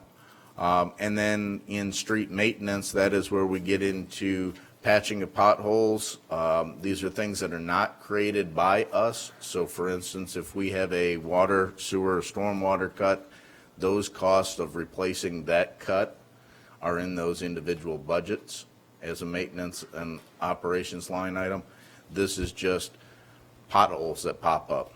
And then right Is away. that the group we're outsourcing that in, or a company we hired to do those hot mixes and go We fix did- those potholes? We did that initially about 2-3 years ago. This is really more sporadic. If we have a pothole, we make a list and contact one of the local asphalt dealers to come Right, in okay. and do that. That's not the town staff going and doing. What about that the work. right-of-way trimming? Are we Right. outsourcing that, or is that staff? That's outsourced, and the right-of-way trimming is any of our right-of-ways where we have overhanging branches and So things we like have that. that side cast, we have that sidearm mower. When it works, yes, sir. Is that part of the landscaping bill, or is that another company? Typically, it's a mix. Some of the landscaping can be done, or some of the right-of-way mowing or trimming can be done by the landscape company. Others, we have other companies that come out and do the trimming for Where is the trees. landscaping in our budget? Because I was looking for it and I couldn't. It's in it's in environmental services, Environmental, okay. under professional services or contract services. And it's $225,000. Michael, does our mower not work? Doesn't work often, no, sir, Then why do we still have it? because we've asked for a new one in this budget, and we'll continue to patch the old one if But it's if not we get a something new that we one, replace. I guess if we get a new one, what are we paying $80,000 to mow that we can't mow ourselves? That's the conundrum I have. Side ditches is the one area that we do ourselves for maintenance, and that is in stormwater, and that's the side ditch maintenance itself. This, for right-of-way trimming, is things like site obstructions at an intersection, overhanging branches, areas where it's overgrown into the right-of-way, but not something that we do for side ditch maintenance. But that side ditch mower can also do this type of right-of-way mowing. They use the same machine up and down the highway with the angle head on it that does both the ditches and the side mowing. Yes, sir, they Is do. that what you're asking for in the budget? For side ditch maintenance, yes. Would we be able to do right-of-way mowing with that? To some degree, but not the things that are overhead. And typically, we haven't seen an interest in butchering trees and vegetation on the side of the street with that side cast mower, putting it up on its angle. So But as one of we those could. items that we could outsource, if we didn't get a new mower, how much more would it cost us just to increase to 80,000 and actually have them do all the ditch mowing? We have No, not so- looked at it, Okay. because flooding has been more of an important issue. Because what has? Flooding, side ditch maintenance, flooding. Having our guys be able to go and correct problems like that has tended to be more important to us being able to do it. But we can go and have that looked into, certainly. Once again, wonderful policy issue that we can have a discussion on. I think you're right, Michael. I think it probably would have helped you a lot in the budget if you kind of knew. And we don't know that we're thinking about it until we go through this, and then that makes us think about how do we save money. And it, I understand completely. I mean, until you get into the meat and potatoes of it, it becomes hard to go and see those things. And I know it's difficult. This is a difficult process, and the reason you see probably me and Steve and Joe Dan squirm a little more is because we've been business owners, and it's tough. And you're running a business here. Town Hall is a business. And it's very difficult to compare private industry to a public sector. Right, because we have to make money to pay the bill, and you have a pot, to pull from. But the pot goes empty, So we're not giving you a hard time. We are, but we're not. No, I Yeah. understand. I'm not taking it personally. I'm Okay, great. trying to give you as much information as I can so that you can give me direction.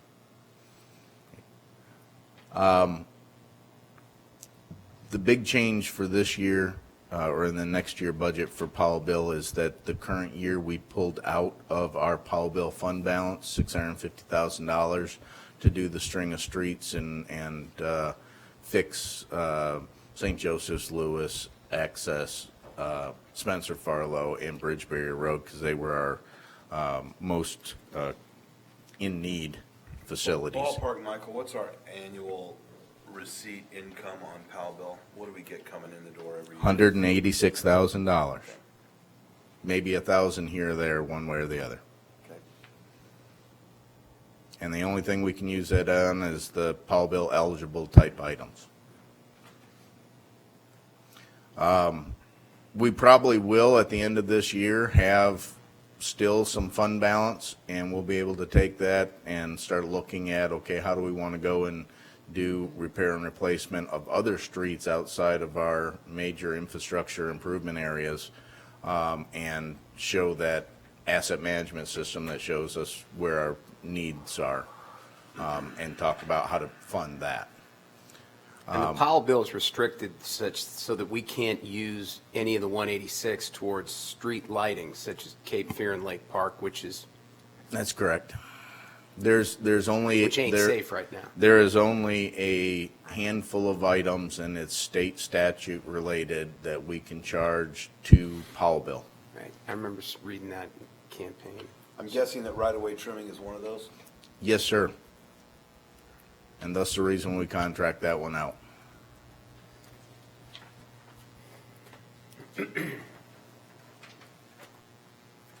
Parking. Our parking budget has fluctuated quite a bit over the course of the last 4 or 5 years, partly because we've added additional parking facilities, sometimes in the way of lots, where the town leases the lot from a property owner. The property owner and us split the cost of improving the lot, and then we split the cost of revenue associated to that lot. Some of it being changes to how we do parking on the streets and putting in more meters and things of that nature. Quite often when you have that, you once again have many more assets that are ours. When we contract with SP Plus, the assets are ours, so the meters are the town's. The pay stations are the towns. They're not SP Plus because it's not something that you want to have to be beholden to them to have. You can change a contract willy-nilly if the service isn't provided correctly, but you need the assets to provide the service. So that's what you see in this budget change. We're looking at about an adjustment of $82,000 in the parking area for SP Plus. One is various account adjustments, things that we've been talking about over the past year. Where is this charged to? Where is that charged to? Is things that I've been asking SP Plus for. Quite a few of approximately $30,000 of their charges were office charges that were being charged to Freeman Park instead of staff time just for Freeman Park. That's come back now and is strictly in parking and doesn't convolute the picture for Freeman Park now. Incentive pay, the contract does provide that they get a 15% incentive pay each year if our revenue goes up. That was established just, I think, as I got here. One of the things that we're going to do a little bit differently in the RFP for this next year is that that's fine if they get a incentive pay for bringing in more revenue for services they provide, but they're also getting additional incentive pay when we raise rates because we bring in more revenue, which I don't think is appropriate, and that'll be changing in When the is next that contract up? End of this year. So December? Yes, we'll most likely go out and do an RFP, I'm going to say September area. And let's look at, I mean, how many vehicles, what I'm seeing here is we're providing everything, including an office space and the accounting and everything. The only thing we're not providing is employees? No, ma'am, the office space and all their bills for that is paid as a service. They're paying for all of that and charging us for it as part of their service. Yes, So we're still paying for it? We own, yes, one way or the other, we pay for it, yes. So do we pay them for, what is this, 421,000? Is that what we pay them?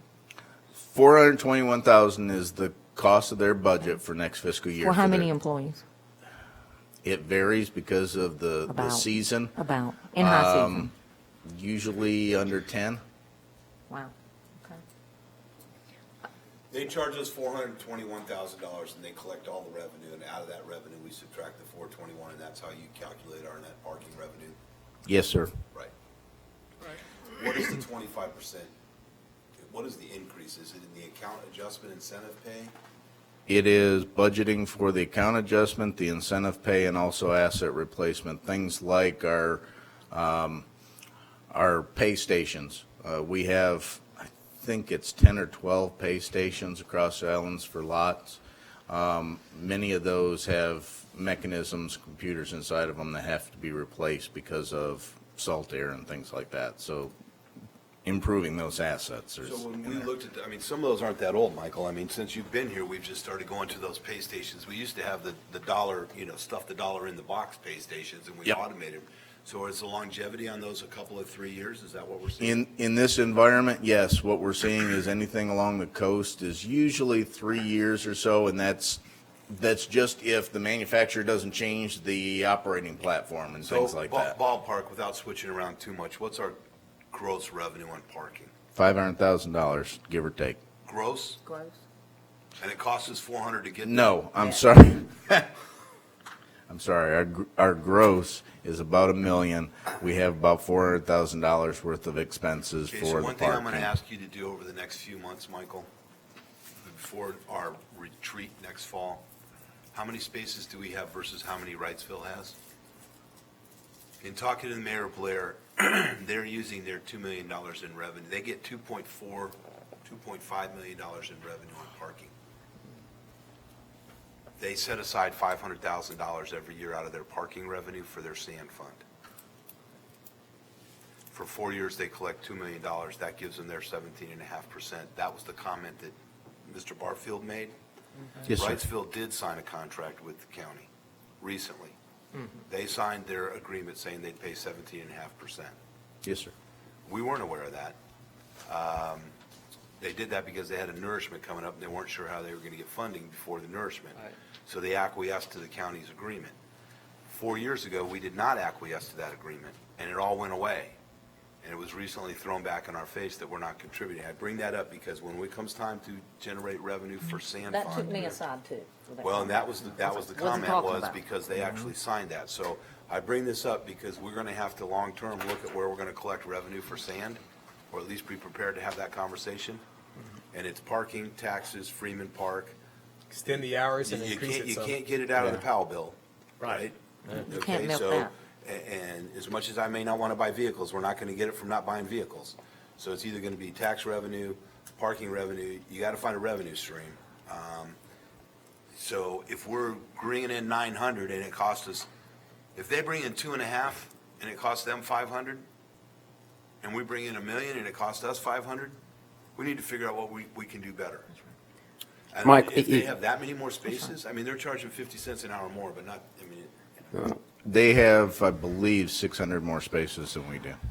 And back to my question a couple of weeks ago, Today. we'll need to know how many parking passes we're selling yearly. You know what I'm saying? Yes, ma'am. Yeah. In the We'll need those email, numbers. in the emails that I sent you over this past week, it has all those answers to those I got you. questions in there. So when we get down to parking, which should probably be at a workshop, I'm thinking, to discuss this and Mm-hmm. what Steve was talking about, because that's what I see as our only, other than taxes, where revenue can come from. Certainly one place. Our parking has increased over 300% in the past 4 years. And I didn't mean to cut you off, Mr. Right. Mayor. So if we Sorry. continue looking I don't- I'm to old. increasing that a little bit, as well as the hours are only from 8 a.m. to 7 p.m. well, I'm kind of We trying to figure adjust out how that, Wrightsville shoot has up, 600 yeah. more spaces than we do when they're a smaller area, but we can get to that. I like the idea of a workshop, Michael. I got your email. Concur with all your recommendations related to parking. And I'd like to, let's get that on an agenda Yeah. sometime soon. I like to look at it all together. It's hard to read that and then Not bring, here, yeah. one little, Needs section. its own. And yes, and I think we should talk about the parking contract, because I didn't really realize about the 15%, and that's going to hurt us because we're going to have to do something with the parking, and we don't, it's a lot to give away, 15%. I agree with you on that. My question would also be is, if there's an incentive pay, and within this past year, they've had staffing issues in regards to working the north end, where do we ding them for that? Because that's where, I believe we had, 2 people that should have been on 4-wheelers up and down the coast, or up and down Freeman Park? Freeman Park is separate from the 421 here. You'll notice that in the beach maintenance budget. So Okay. the revenue associated to running the front gate, or the expenses running the front gate, the online systems and all that kind of stuff comes out of that budget rather than this one. Because it's not a parking issue, it's a Freeman Park issue. So are you saying 426,000 is Does not include Freeman the Park? actual cost No. of everything? Does not include Freeman So we Park. paid them 162,000 on top of that? Close to That's correct. 600K. And what does that include? I know I'm jumping ahead, I apologize. No, that's fine. It is staffing the front gate. It is running the computer systems that they have to manage the intake, the pay station there, the camping online system, all of that deals with specifically Freeman Park. So they handle the camping as well? They have the software package that runs the camping and does the administration and the back office for the camping, yes, sir. Right. It was one of the Go ahead. one of the things that we extended their contract or adjusted their contract when we started talking about charging for Freeman Park for camping. And that was 4 years ago, I think. So then realistically, we're paying them almost 600,000 of a little over $1 million that we get out of parking total? We're That was paying my question. 421,000 of the 600 and some odd that we're paying them. We're paying 421 out of the parking revenue and the $162,000 for Freeman Park out of Freeman Park revenue. 162. What is this 421 figure? 421 is the service contract that we have with SP Plus to provide parking services and their overall services. So the, Plus the 426? Plus the 162, Plus the 162, right. which is Freeman Park. separate line item. It's 421 is their base. They get a portion of the 82 for incentive pay, and that is just on our surface lots and our meters. Everything I else got is you, out of okay. Freeman Park.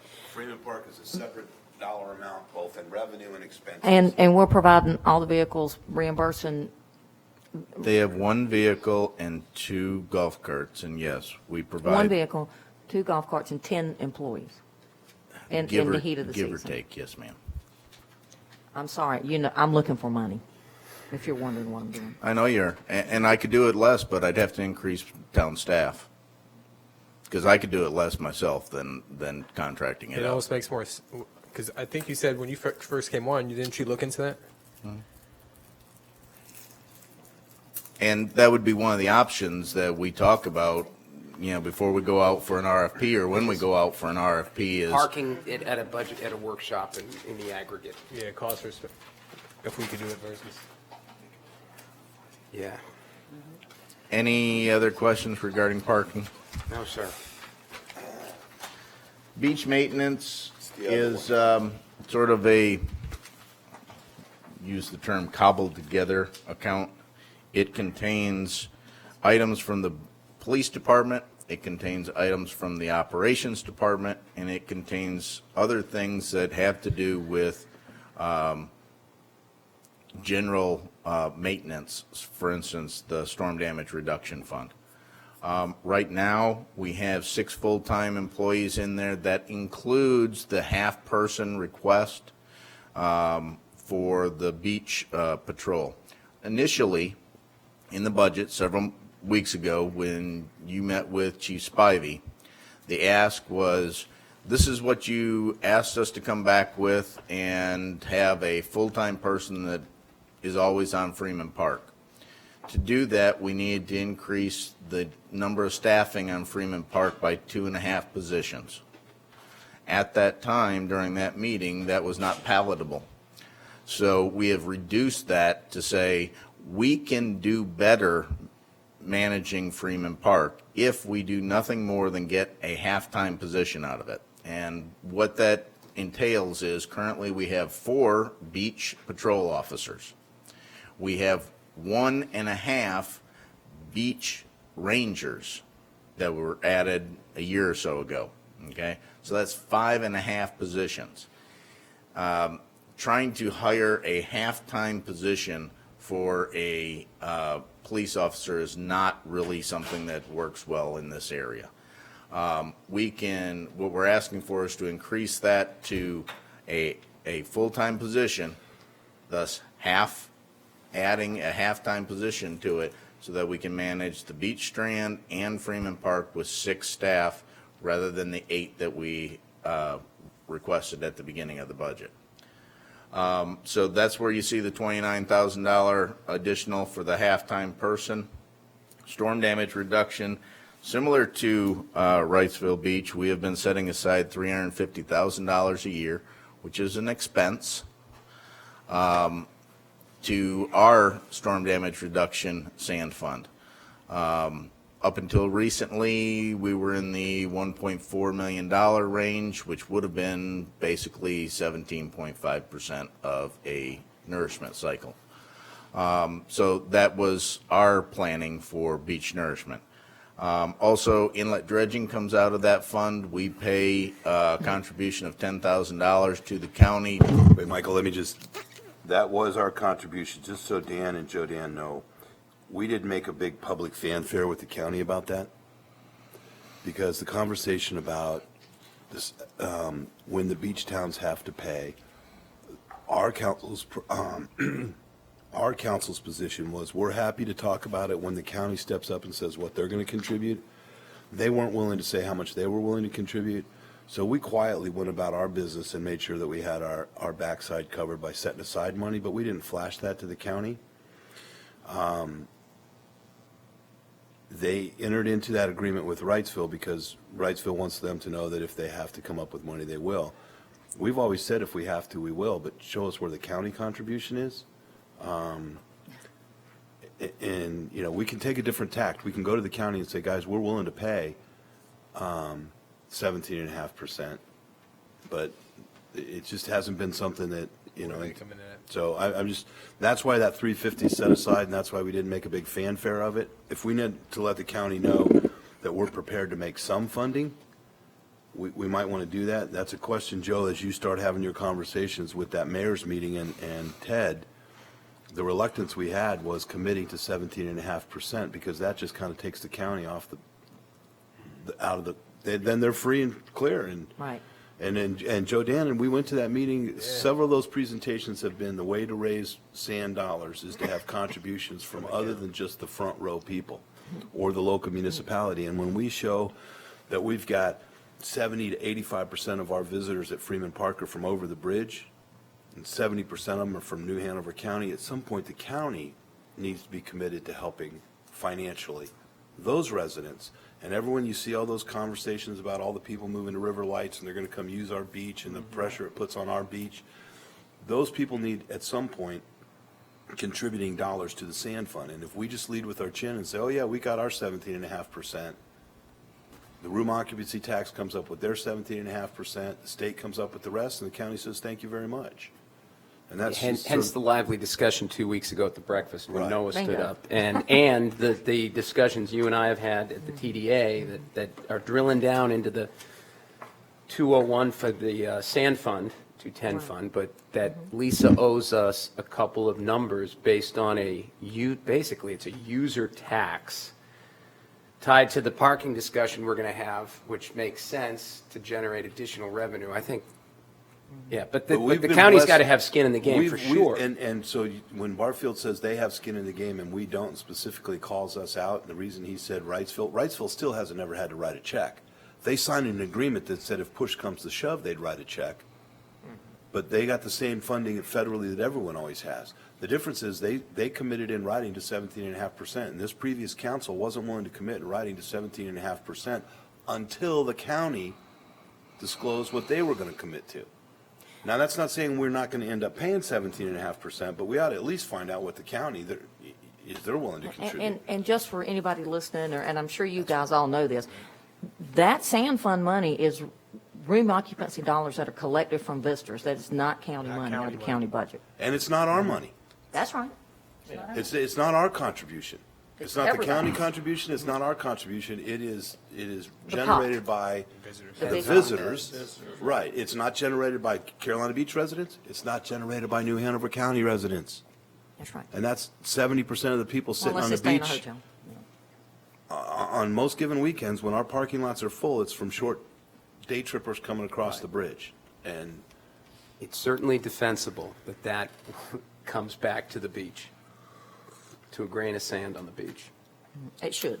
the should. the room Should. occupancy tax Right. should, but it's not, I mean, the discussion's going to come up, and it's come up, and But I there's know no we're a little off takeaways. tell That you on the discussion budget, came up but at the breakfast, you need to, right, and nothing was taken away at that breakfast. the real hot button is Curie Beach. That's the downside to it. Just so you guys understand, the real linchpin's going to be Curie Beach.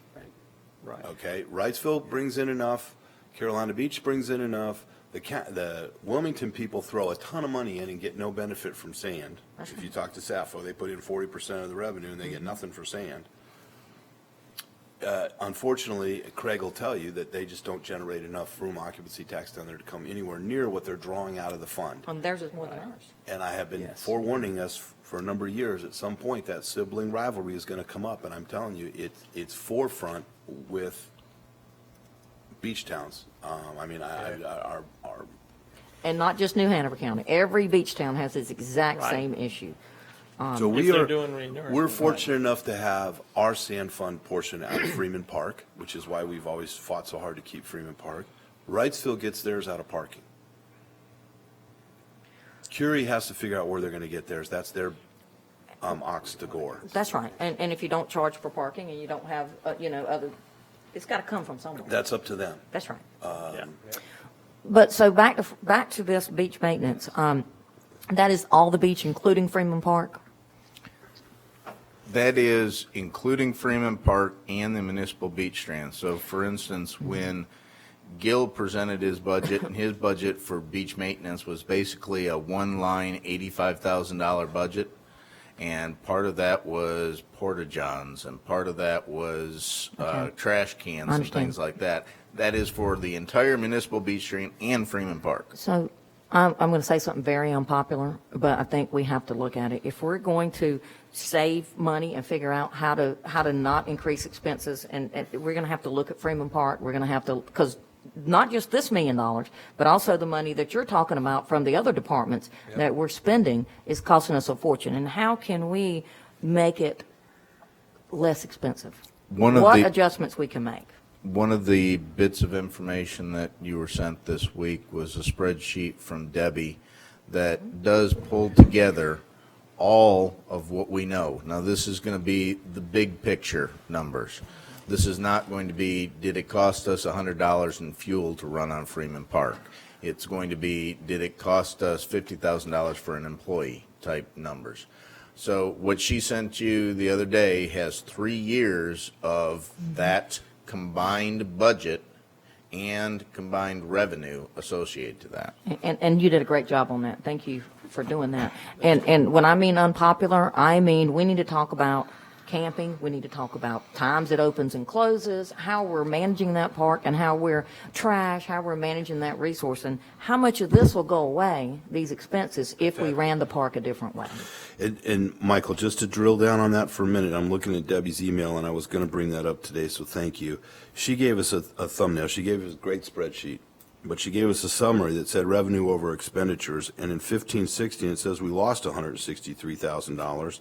And last year, we would have made three and a quarter, and this year, we're underwater 2 1/4, which seems to be dramatically different than what we've historically proposed to the public. So at some point, can we have a further discussion, not today, but I'd like to understand the spreadsheet, the revenues, the expenses, because it's been my understanding that we get the 350, we put about 285 in the bank to the general fund out of the $1.3 million that we collect, which means we would spend about 700 in expenses, and according to It's this, a lot of work for that amount of money. Yeah. so we just need to look at it. I mean, that staff could be shifted somewhere else if it, and I know it's unpopular, but so is everything here lately, but, I mean, maybe we need It to, happens at this end of the dice. it's not just like- down here. But the Where's more all the we understand You could what's throw some my happening way. and how it works, the more we can kind of maybe have some insight. But I think that if we're looking at numbers that we're looking at now in these budgets and the continued growth, we got to look at where we're going to make money and how do we Increase. save money. And I think Freeman Park is one of them. Freeman So Park and specifically, parking. Leanne, you're And talking parking. about You're talking about the camping. I'm talking about the whole thing, the whole picture. You even brought up some, and I know you don't want to talk about it right now. And maybe that needs to be done. That's something we would implement on the following year. But you even brought up, times that it opens and closes, and there's just so much things out there that cost us so much money, and it's not good for the environment. So I have a little bit of issue with both of that. If we can lessen our expense out there and take our officers somewhere else and stop operations and those people from having so much task out there, then that's certainly worth looking at. That's my personal thoughts. But it's not going to be popular. I already know that. And it's the position of staff also. Okay, great. Well, great. We're all on the same page. That's wonderful. So I think we got to look at parking before the end of the year in its own little talk, and we got to look at Freeman Park in its own little talk. Yes. Okay. The other item specifically for beach maintenance is replacement of 2 existing beach patrol officer vehicles. As we said before, those vehicles don't last on the beach. What tends to rust out is the frame, and we have quite a few problems with that. So there are 2 vehicles in there to replace existing vehicles. Now, originally, what we had intended is to take the 2 poorly performing, out-of-date vehicles and pass those down to the new beach officers and try and get another year of life out of them. So even though we've cut 2 positions from the beach patrol in our original proposal to this, that's why you see that $75,000 is still there, is that we still need to replace 2 existing vehicles. But if we had hired those guys, you would have repurposed these vehicles to the older guys? I mean, We would have used the existing vehicles for another year and tried to put that on. So can you maybe use those vehicles for another year in the planning department, just for a year? I can push off the planning I'm department not- for several years more, and yes, you're I'm just absolutely asking right. you, those, I mean, Tom's saying, look, come up with some managerial decisions. I'm trying to give you some guidelines. You figure out how to do it, okay? I don't care what you do. I'm just suggesting that there's got to be some ways there we can squeeze a few nickels out of this budget. Of course there is. Thank you. And the other piece is the contract for Freeman Park. You'll notice down at the bottom, the overall budget is either a decrease or an increase. The reason why it's a decrease or an increase is that midway through the year, we have added to this beach maintenance budget $169,000 for property associated with Freeman Park. So depending on whether or not you add that into your percentage calculation or take that out is why there's a difference there.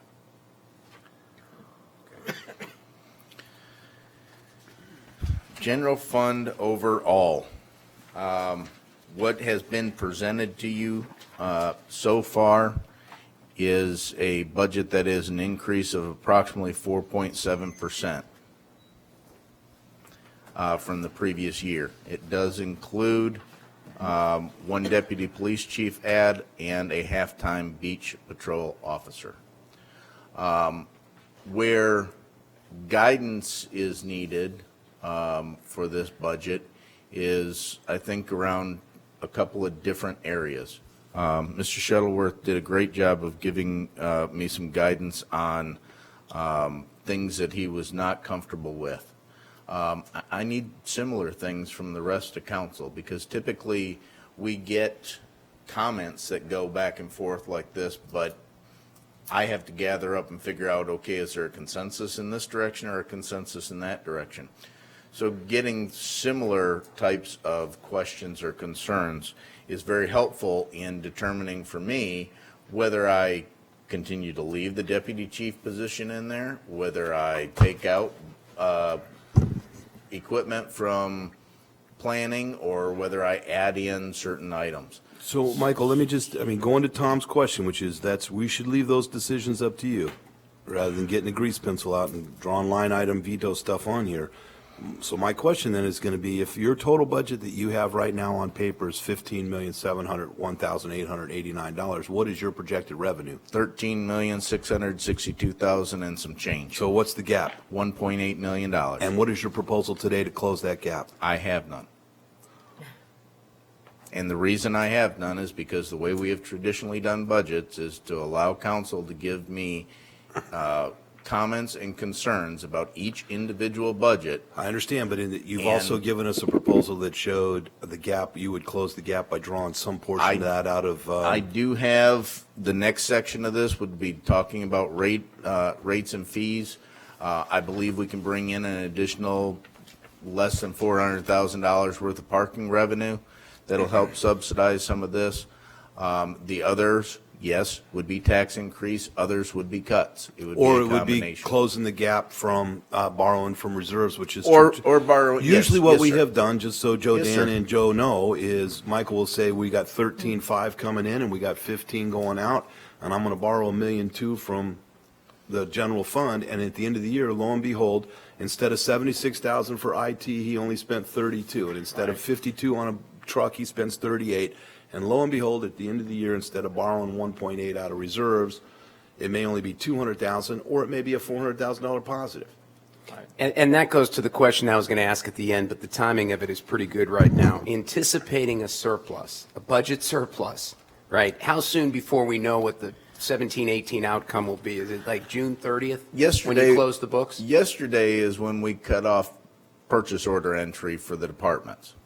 So that means that in the next 2 weeks, I'll be able to look through the detail of the budget on what we thought we would spend for this year, for the rest of this year, and be able to give you a better projection on, hey, this is how much we said we needed, and this is all that we needed, and this is how much revenue we thought we'd need, and this is how much we brought in. It goes to that point because it is much more comfortable on me taking a swag when I know everybody stopped spending compared to taking a swag in March when we still have 5 months worth of spending to do. So for my 4 fellow council members, my philosophy would be to go back and tell Michael, if you got 13.5 coming in, figure out how to get to 13.5 on the budget. And that's why we owe you that. That's the bogey number that I was trying to, we start with that. That way, because we have to present a neutral budget anyway.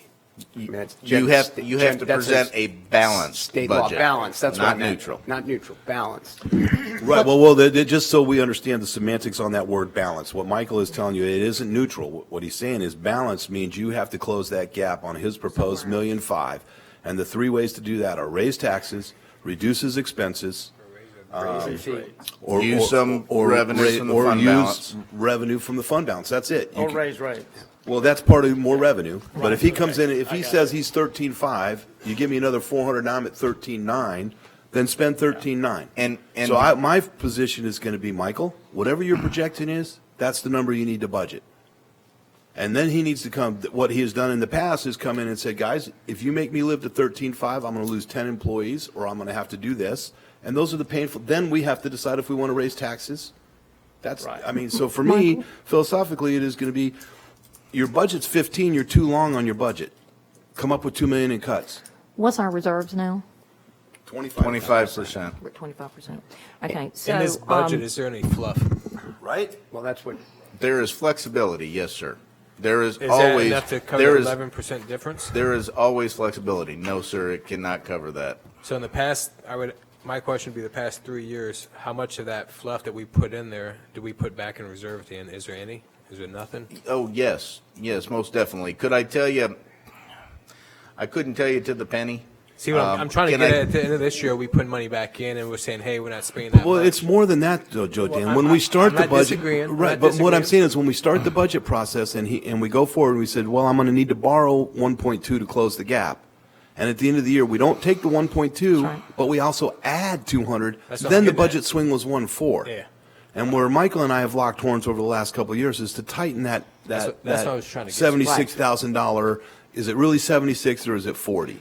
Or when Parks comes and says, I need 30 for Bless you. a design program for a Parks, is it really 30 or is it 20? I mean, and so I understand what Tom's saying. That's I why don't we're want to. steering it towards. I don't want to cut me off, micromanage. bro. I mean, if he says his estimate's 30 grand, great. I'm going to say You're at 13.5, come up with 13.5 in the I'm budget? sure Michael already has in his mind where he might could cut to make this a little closer. He knows better than any of us, but I don't see how we can change any user fees right now. We need to have these discussions about parking and Freeman Park and those things, and then we can implement that in the following year. We can't just change on a dime to our people. It has to be Yes, done. ma'am, in the following year, it is correct. I mean, That's what I'm saying. So we can't if- increase our revenue. So my challenge to you is come back to us where you would have to cut to make these ends meet. To some And then deg- we'll decide what we want to add back. To some degree, you can change revenue going forward for this budget that will impact, for instance, parking. You could change rates in this next budget, and that be additional revenue coming in. What you're talking about is how much we would save if we changed how we perform our Right. our parking option. That will come later on in the year. And that would be a budget impact on, in next year. In the following year, Yeah, I yes, understand. ma'am. So my challenge to you, again, is basically what I think Steve just said. What can you cut? Where can you cut it? Give us the list. Give us the list of what you can do and what, and you can put your priorities and non-priorities. Tell me where they are. You might say, okay, we're going to cut 4 police officers, and I'm only saying that because you're in the And room. mid- And we're going mid-range. to Let's stop probably before it not starts. going to work. And I get what you're saying. And this is what we've done every year. I've come back and said, okay, here's the beginning, here's our mid, and here's the end result, because we've gone through these discussions. My goal is if I have to go and make the budget balance, I want to pull it from a little bit from everybody. So I want a little That's bit more fair. revenue, a little bit less expense, a little bit less. And in that's the your- philosophy that Tom's looking for, and I'm fine with that. That's Michael. right. That's why you're the manager. And how long will it take you to get that so we can look at it? Can we Sorry. have it by 12:30? Well, let me ask you, Michael, before you answer that. He already not to- knows where Not it's to at. step on Leanne's question. Yeah. By the next budget meeting in 2 weeks, will you have that closed book number? In other words, anticipating a surplus, as I said, that surplus will raise expected incomes, revenues in the next fiscal year, which will give you it's not 13.5 that we think, maybe it's 13.9. The way that we set up our budget calendar was, yes, by May 30th at that council briefing session, I would have a end result and say, this is the manager's budget.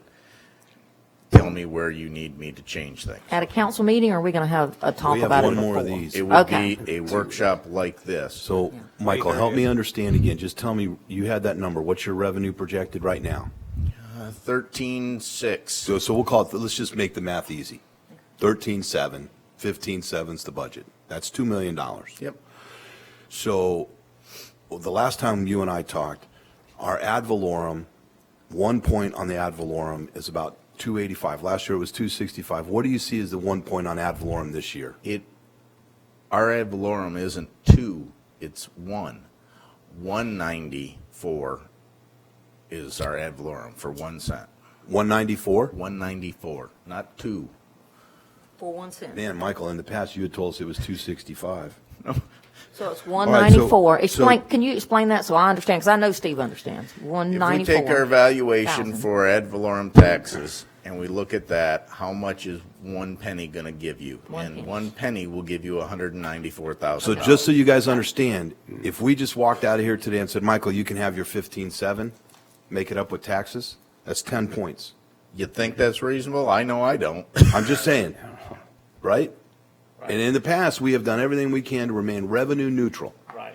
meaning we're not raising we'll raise the rate because people's property values have come down. When people's property values go up, we've lowered the rate to generate the same revenue. And in fairness to Michael, we have more property now at a higher value. So that's what's confusing me, Michael. We have more property now at a higher value. And you're telling me In those spreadsheets that I sent you earlier in the week regarding the May 2nd, it shows in there our valuations, what they've been for the last couple of years, and also the amount that 1 cent would buy you. I can pull that up now if you want. I'm fine with that. I'm at the end of Yeah, go ahead. my meeting here for Well, you this haven't piece done of it. anything with the. Oh, no, rate. no, haven't got into the rates and fees. the rates and fees, and that's kind of what I expected. That's why I Right, but your said, rates and fees, what you just said is if we gave you everything in there, it might pull you another $500,000, Right. which we'll get to, I guess. We have time. I mean, that's Well, why we're here today. and there are some important, I just glanced through it. I know that one recommendation is to lower the dog fine from 250 to 100, which there was some talk on the council about that being, 250 being too high. We What- just want them to pay it so we can get the money. That's true. what we well, had sent So you there's some earlier in the week was this property tax rate comparison and how much the tax value is per 100 and the amount of taxes that we bring in for ad valorem, and then how much it would be if we went up 1 cent, 2 cents, 3 cents, 4 cents, 5 cents, how much that would bring you in. And each time it's about $194,000 per penny.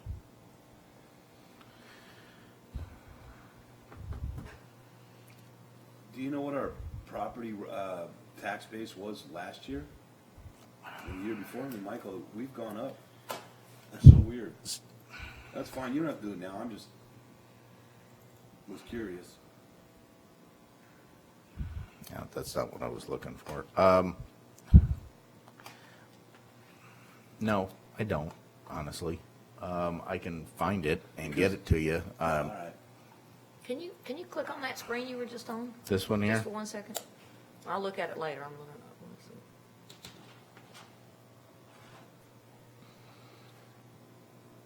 Do you And- have to raise it 5 cents to get? No, $1 not that million screen. bucks? The ones that compared the towns. The towns. Yeah. The one that you had all the different towns on it? You want the one with all the various towns on it, okay. Area value. Sorry, go ahead. Ah. I'm multitasking. right. I'll look at this later. I just want to see it. And yes, you have all these, so please I look know, at I'll them look at at your it. It's on leisure. my phone. I understand. Okay. So just so you guys know, I mean, not that I'm looking to be Wrightsville Beach, believe me, but they got 2.6 in tax base. Their tax rate's 12. We're at 22, and the difference is only 700,000 or 700 Right. million in.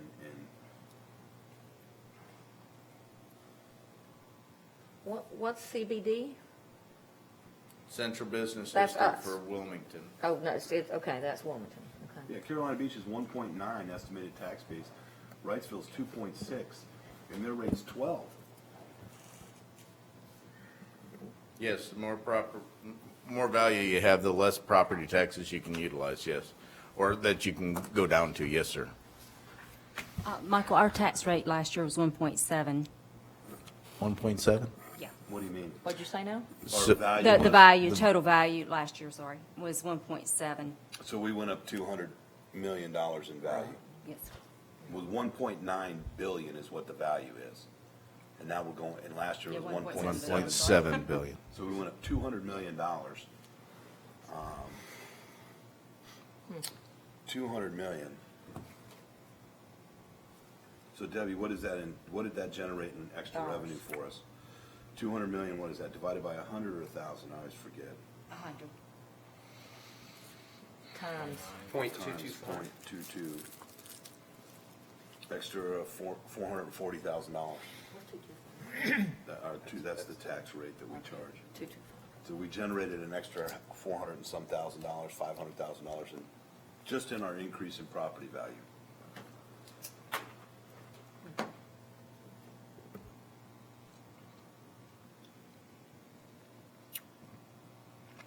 And that assumes a 98% collection rate. That's correct. It's still north of 400. Which is a little over 3% increase in our revenue to the town. For the next I mean, if you have, fiscal year. if you have a $15 million budget and you're getting $500,000 more, that's 0.033. So we got a free 3% increase. So the town budget could go up 3% and it shouldn't cost us a nickel. Right. And we're $2 million short. Right. Right. So, I mean, That gain that Debbie just talked to is built into your expected incomes for 18, 19. Yes, sir. Okay, that's just making sure I was clear on that. minus Well, we- what Steve said, throw in another 100,000 or whatever, when the books are closed, that surplus that I was asking about, which is a better number for, in the end. Surplus is not in there, yes. Right. But, Correct. well, For let's 2 talk about weeks. that, Michael. Did you, when you budgeted the gap last year to close the gap, we budgeted to take something out of general fund? Yes, I want to say $1 million. And did we actually, have we spent that and now we're going to add 100 back, or did we not spend that and we're going to add 100 back? I'll be able to answer that question on May 30th at the next workshop when, because we closed books Understand. yesterday. Yeah, That's fair. that way you'll know I mean, what's the difference. I've taken swags on my own all the way along this budget process, and it varies wildly just because of the fact that we're still spending while I'm trying to take an educated guess Yeah, at it's a things. moving target. So now that we're done spending, basically, Come up with 98%, that figure. then we should be fine. Good. So, any other questions regarding these types of things? I'll try and answer as much as I can. Top of my head, no. So in 2 weeks at the workshop, you're going to have a proposal for us? This is what I would suggest. If you'd like, I've put in front of you the presentation on rates and fees. We can go through that, and depending on how many questions there are, we may be able to get through it in this next 40 minutes. After that, the next meeting for council is a workshop on the 22nd. I would be fine with trying to go and pull together my budget number in this next week and give that to you on the 22nd instead of the 30th. We can talk through questions and answers there, and on the 30th, we can come back with more decisions that you may have. I like that idea. I like that. Trying to push it as fast as I can and give me a little bit of breathing room to actually get the budget established. Just because you have it on the screen, just a question. I thought we had already proposed to increase rates every year on these items. It's we- a proposal, but we haven't approved it yet. Yes, we do But propose. that's what we talked about when we started this project. Right. Yes. These are rate increases that we know are going to take place, and some of them are rate increases that I would recommend. What we know is that our solid waste fees are going to go up 1.6%, which basically shows on residential rates, because that's where our majority of our customers are, a 32-cent increase. Now, that is above and beyond what we had talked about in doing for the extra recycling. We added a $1.10 to the fee already this year.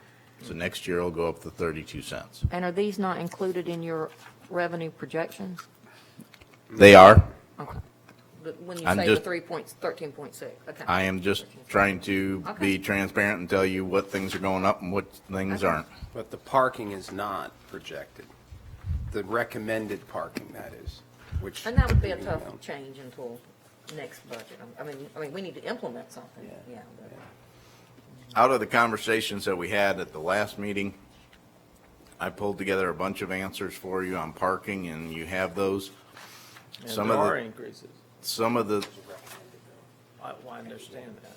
But all the recommended. Well, he's things getting to you that. Put into your projections. Or have you?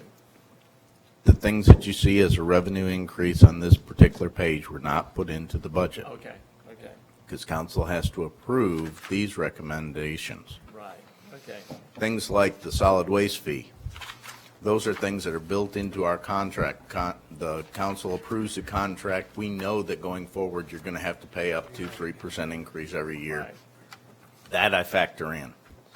So it's just the things that I'm recommending is going up that you would have to see here. Michael, what's Wrightsville's hourly parking? $250. And they do not plan on going up this year. Currently, our non-residential parking decals, either for a vehicle or a golf cart, are $75 a Where's the year. residential? I don't see that on here. Because we're not changing it, it's $10. Okay, so who says we're not changing it? Well, I didn't okay. recommend changing it. Okay, so I need to know how many residentials are sold. And you have that in your packet of So information. when we talk about parking, that's a huge place to gain revenue. Yes, ma'am. Well, Very unpopular again, I I get. know, but if you had, I mean, realistically, it's not a huge gain. What's a user fee? But if you had 2,000, I mean, we can't be. I don't know how many. I don't know. You know, 2,000 at $10 a piece is 20 grand. I mean, we need to be looking at 200 full. But yes, we got to look at it. You're right. Absolutely. Michael, do you recommend that we take a look at these, do a deep dive on these rates and fees when we get a more refined number at the workshop or at the next budget meeting? I think the items for parking are low-hanging fruit, that they could be done, and with the next numbers that I give you, they could Because some of the stuff included in is there. going to happen anyway, the sewer. One solid of, waste. one of the things that I put into this presentation was taking away what I heard at the last meeting, which was we need to increase parking fees associated to non-residential visitors. Yep.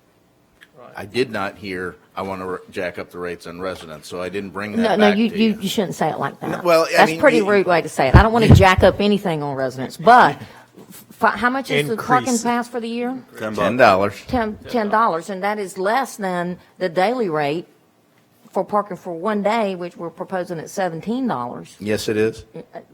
And Exactly. I understand completely, and I gave I just want to know how proposals many and- there are, and I know you keep saying I sent that to you, but, I mean, okay, maybe I hadn't looked at it. Well, I'm very, very busy, but how many is there? Can you tell me?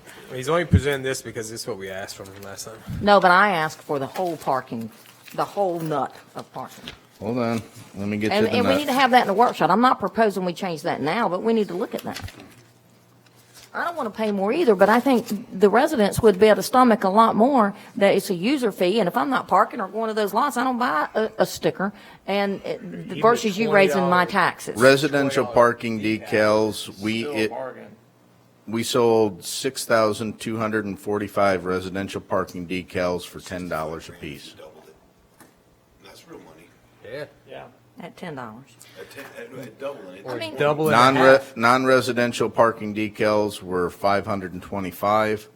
Employee, Central Business District, we have that $25 parking pass for, just in the Mac lot for downtown park, employees.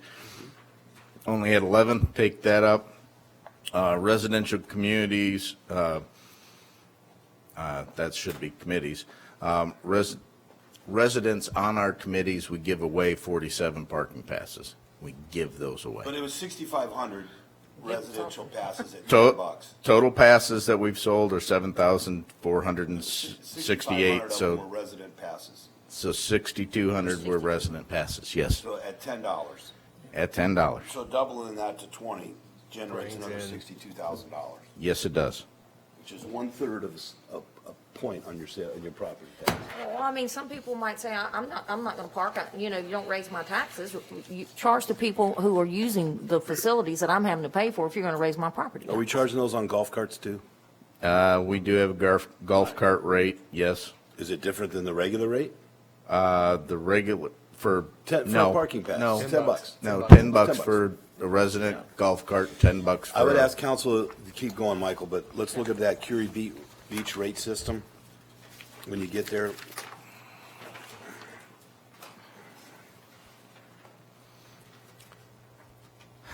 These are planned fee changes for other fees. We had talked about bumping up marina fees by 6.3% over the next 3 years due to the changes that we're making in the marina. This is something that was planned.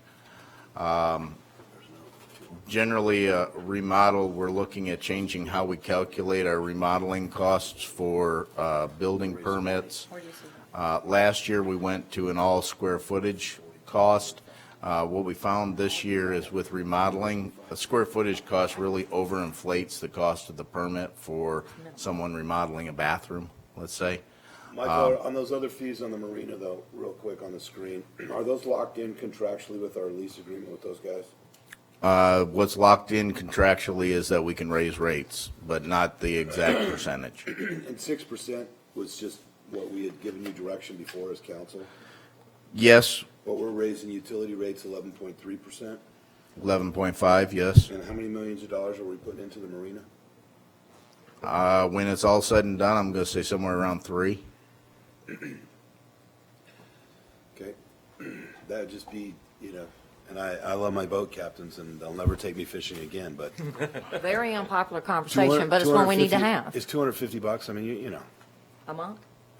you guys been out charter boating? Nope, not in a long $1,600. I'm not, I'm just saying, you got 30 boats over there, Michael? No, 20. 20 divided by $5,300. I mean, we're not talking a lot of increase. I'm just saying that if you guys were looking for revenue, bumping that up a little bit more might not be, it may not be popular, but None of the things we're talking about are popular. One of the items that I've heard before is, once you actually have a nice facility like you're planning on having, then yes, rate increases would be appropriate, but we're getting the same thing we're getting. That's what I've heard from boat captains for years, so I understand where you're coming. I'm not trying to be rude, okay, but when you're running a business, you have to pay what the property owner wants you to pay to have the facility, whether I rent a building or whatever. you're going to get that same conversation if Leanne raises the parking decal from 10 to 20. People Yes. say it's the same parking space. Yes. I'm getting the same thing. And when I raise my rent, when I have tenants, they ask me the same question. What am I getting that you're not giving me? I said, my expenses went up, and I have to pay for those expenses. And you have to pay for those expenses. I'm just pointing out to council that when it comes time for Michael to look at stuff, that might be an opportunity. Again, we're not talking about raising hundreds of thousands of dollars, but Every little bit can help. We're trying to close this Yes. $1.8 million gap somehow. Water and sewer fees, as planned, are going up 11.5%. That also, keep in mind, our water and sewer rates include the 3,000 gallon use policy that we have in place right now. And now these revenues all go to, this has nothing to do with the $15 million budget we're talking about. This all goes to the enterprise fund. That is correct. Right, so anything we do here doesn't close the gap. Does not close the gap But- for general But this is fund. what we projected to cover the nut for the bond that we passed. That's correct. Okay. Same thing here for the actual usage fees. Those went up 11.5%, and the stormwater fees, 11.5%. And that is all for the revenue bonds that we had issued previously. Is that money that comes in dedicated solely to that project? The project, the infrastructure project? It goes directly to paying for the debt, yes, ma'am. That, okay. I mean, it No, it goes into. goes into the utility That's what I- budget along with all the other things, but does this 11.5% specifically go to That's kinda paying what I for the wanted. debt? Yes, that's what that was intended for. Okay. We don't Because do a I s- remember in the enterprise fund, there were some, I don't know, some executive fee or something that was pulled out and paid for or transferred or something. There is a general fund fee that we charge we charge an admin fee to the utilities department for Michael's time, for Gil's time, for Sheila's time, for every person, for every building, they have to pay a G&A fee from the enterprise fund. This 11% increase isn't earmarked for the bond. That's It the one. simply goes into the enterprise fund account, and every year, our revenue goes up, as does our loan payment or bond payment, so they should offset, but if you ask Michael the difference between the $4.78 and the $5.33, if that's 50 cents specifically on every gallon is going to the bond, the answer is no. It's going into the enterprise fund account. That's actually the question I want to Right. answer to, That's- the earmark part. it's And not. you don't know, this number could be very large based on how much usage there is or how many new projects or buildings there are. That number could be very big, so I don't want to get it, I'm not trying to be rude again, but I don't want that 11% to get stuck in the enterprise fund and used away on something else. It can Instead only of, be used on what we budget it for. In other words, if he comes out right. So That's- you're right, Leanne, that's. That's the exactly- yes. difference for Then this. they'd have a surplus. exactly. They would, Okay. Okay. the next one is the interesting one. Not that one, the next one. All right, do you want me to skip this one? No, these Okay. guys, I read it, I'm sure Joe Dan did, he cheats ahead. But I don't know about Tom and During, Joe and Leanne. During They might our be following revenue due diligence. bond discussions, there were three things that were brought up that we did not implement at the time.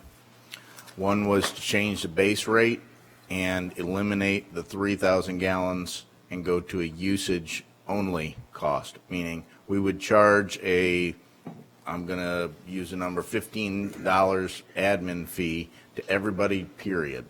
And then any water you used, you would get $5 for every 1,000 gallons that you use. That way, it's based on a usage of the water that you're consuming in the sewer that you're providing. That, at the time, was not something that we wanted to do, along with adding the 11.5% increase on to the residents. That is still an option. You can go to a usage base.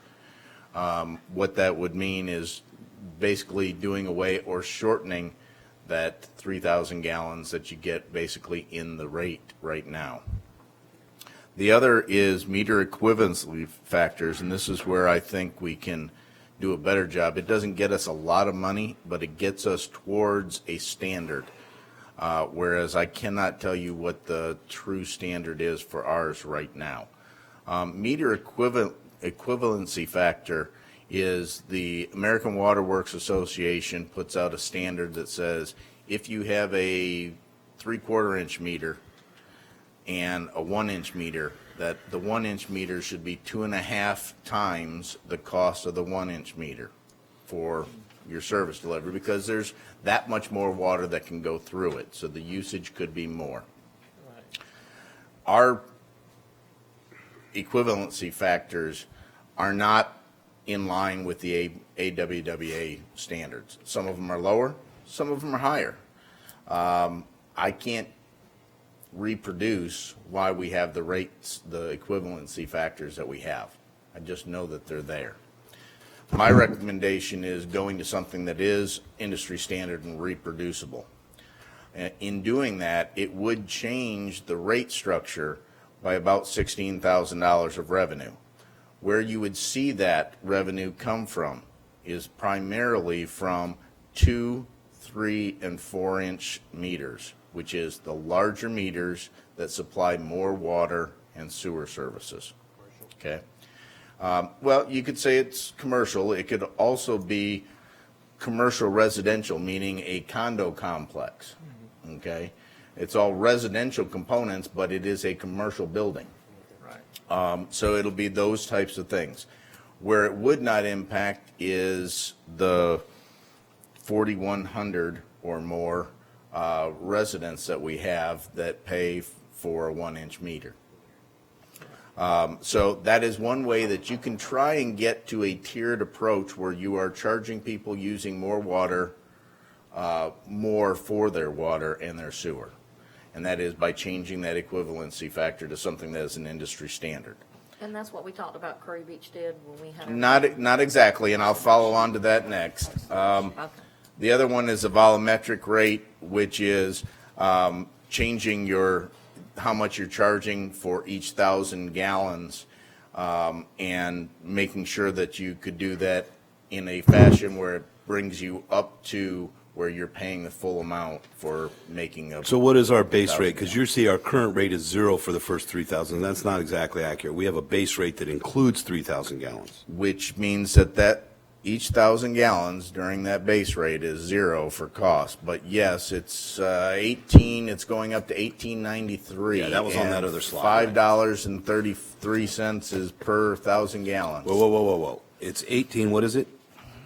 18 something for 3,000 gallons. $18.93. All right, so For what? you have the little old lady, I'll just be sexist here. You have the little old lady that uses 1,000 gallons a month. She pays Older person. $18. She pays $18.93. Right. You got Leanne that's paying water. for water. You got Are Leanne. you saying that is Leanne, or you're saying Leanne separate? You can No, use my I'm name, saying that's fine. Leanne's separate. 'Cause I got a She's at residential- 2,999 See what you're gallons. doing there. She's just under 3,000. She's paying the same $18 as the little old lady that's paying 1,000 gallons. And you got me at 3,001 gallon. I'm paying the $18.93, and then I get 53 cents or whatever on the next 1 gallon per 1,000. So, we give for $18.93, you get 3,000 gallons. Some people don't use that, and if they go over, then there's an additional cost if you go over 3,000 gallons. Okay, but it's not 0 we are making $18.93 on the first gallon and the first 2,999 gallons, right? So if Tom, if you guys only use 2,500 gallons, the town's getting an extra 500 gallons out of you, right? Is that, so just So keep that in after- mind when we get to the next slide, because After that's 3,000 gallons, it's what? Then after that- $5.33. for every 1,000 gallon after that, Okay. right? 18. The next slide is something that council asked for information on, and that is what Curry Beach does. Currently, Curry Beach has a tiered system. Theirs is slightly different than ours. They break theirs out by residential and commercial. I have not looked at their commercial to see if it includes condos associated to that or if it's just strictly commercial businesses. They have, over the past 3 or 4 years, changed their tiers over that time to make it so that the higher use customers pay more for their services. So you'll notice they also have a base rate that includes, in their case, 2,500 gallons. So this is not something that's new and special about Carolina Beach. It's just another way that it can be done. So up from 0 to 2,500 gallons, they pay $13.50 for their water. This year, they're proposing not to change that. Sewer is $23.50. They're proposing not to change that. When you go over that 2,500, between 2,501 and 7,000, you get an additional 45 cents tacked on to that per 100 gallons. So they basically increase the cost if you're using more than that 2,500 minimum. Same thing happens for the 7,000 range, and then now they're talking about adding in a 12,000 range. So we just do it a one-time markup above 3,000 gallons, right? We're at 50, whatever. We have one tier, and that's 3,000 minimum. Anything over that is per 1,000 gallons. So Curie did this for two reasons. One is a revenue generator, but really as a conservation enhancer. They want to push people to conserve Yeah. by charging them more. So, Does that include their sprinkler systems? yes, they don't offer an irrigation. They do, but it's like $6,000. It's an incredible amount to get an irrigation meter. We have a little bit different. I didn't even put that up Right. as an irrigation But, comparison. The interesting thing, we've chosen to do ours by meter size and gallons. We have a tiered rate by meter size and by gallons, right? Yep. So our commercial would typically be the larger meters. And that could be a condo building, or it could be a hotel, it could be an office, or it could be a restaurant, but those would have a larger meter. And Based off of the use that Right. takes place on the property. because they're a bigger draw. So the question would be for council, you guys, one of the revenue generators was we could lower our our 3,000 gallons to a lower amount and start charging quicker after that. And we could add a second or a third tier. I would need some more Data from our- understanding. Right. Who in Carolina Beach residentially, am I over there using 7,000 gallons because I'm irrigating all the time, or I'm just running my shower all the time, or Yeah. their thought was, in talking to Hagar and those guys, is they're looking for the oceanfront weekly rentals that in the summer go from a household of 2 people to 14. Yeah. And all of a sudden, those 14 people are generating 10,000 gallons. Yeah. I can provide So that's- for you the usage information that I have for the past year, and it's done per month on average. It includes anybody using it, including irrigation. But to give you an idea, total gallons, number of customers, 4,869. Of that 4,869, 1,418 use less than 1,000 gallons on average. Less than 1,000? Less than 1,000 gallons on Charge average. them for 3,000. Good, we're making money. Leon likes that. I'm Basic- one of those that don't use that minimum. I'm Basically, Yeah. anything between 1,000 and 2,000 gallons is 677. Between 2,000 and 3,000 is 666. 3,000 to 4,000, 542, and so forth. I had Sheila pull these numbers and run them out, so it goes all the way up to 50,000 gallons. We have 46 customers using 50,000 gallons. Wow. So I have a question about that. So this And doesn't matter. The commercial, how is that figured? No different than a residential. It's Same not. as residential. That's the one, that's a big difference between Curry Beach and us. Water is water, right? Sewer is sewer, Right. whether it's commercial or residential, it's off the meter size calculating how much you use. Well, see, that's my question. So let's say I have a 3-inch meter. That's where I get confused. So let's say I have a 3-inch meter. What is that minimum? It's not 1893 for 3,000 Well, gallons. here's where it goes. If you have a 3-inch meter, you're gonna be paying $173 for 3,000 gallons. And then above that, so you're paying 10 times the amount for a 3-inch meter. That is that equivalency rate. Right. That is built into our current system is your bill is, if you have a 3-inch meter, is going to be, say, 20-30% higher than a 1-inch. And here was, and the only reason I'm asking you that question is I'm not sure because I hadn't done all the math, but I called and I said, I'm thinking about closing for the winter. It was going to cost me $2,000 just in water bills. I got to stay open just to pay the water bill, even if I don't have a drop go through the system. And that's because You see my we, point? yes. Do weekend specials.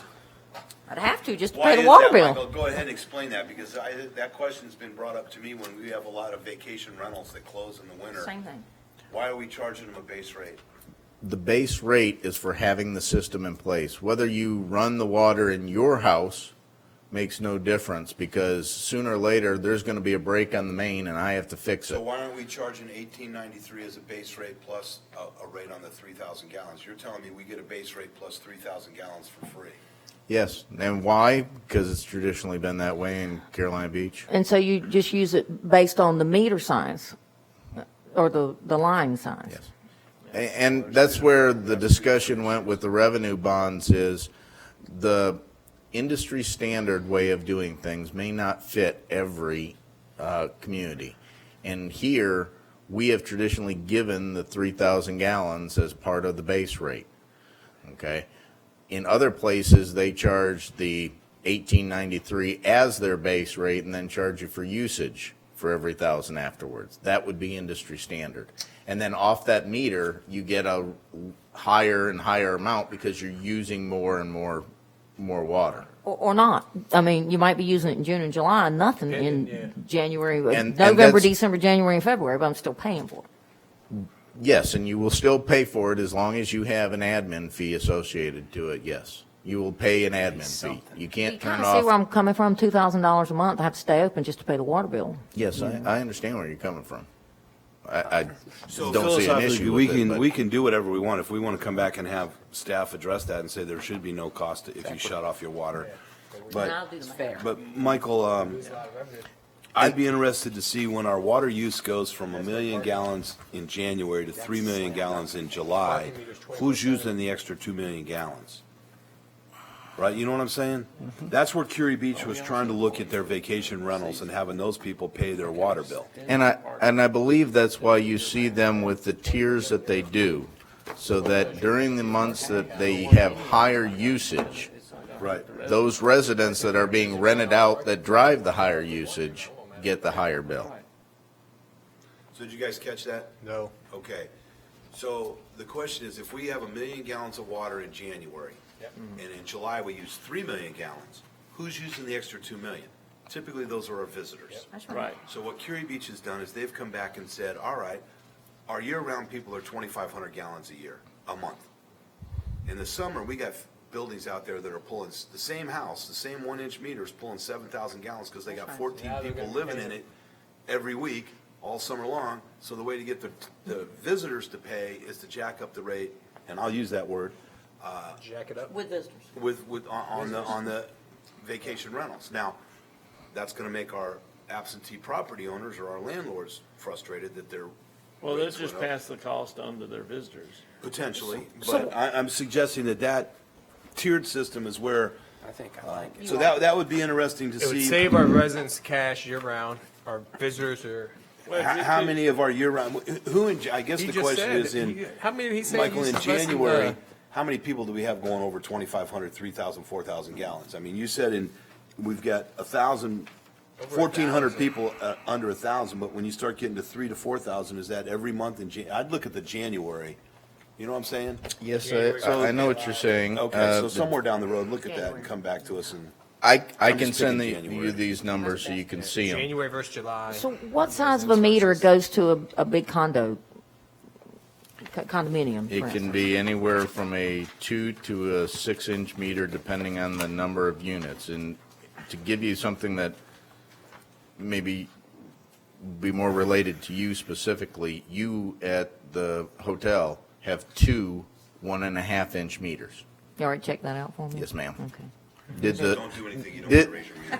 Right, I know. did the numbers to compare it for you when we did the revenue stuff. Well, and- Just so you'd have something to understand. Two 1.5. 2 1.5 inch. Okay. So, okay. And So, which is not equal to a 3. Right. But I guess I don't understand. Well, I guess that's where I got 3 from, to be honest with you. Yes, I don't ma'am. understand why our meter rate, if you were saying like Curie Beach, we charge a gallon of water is a gallon of water. I mean, what's the difference in the meter size? If a guy's pushing 50,000 gallons through a 1-inch meter or 50,000 gallons through a 3-inch meter, it's still 50,000 gallons.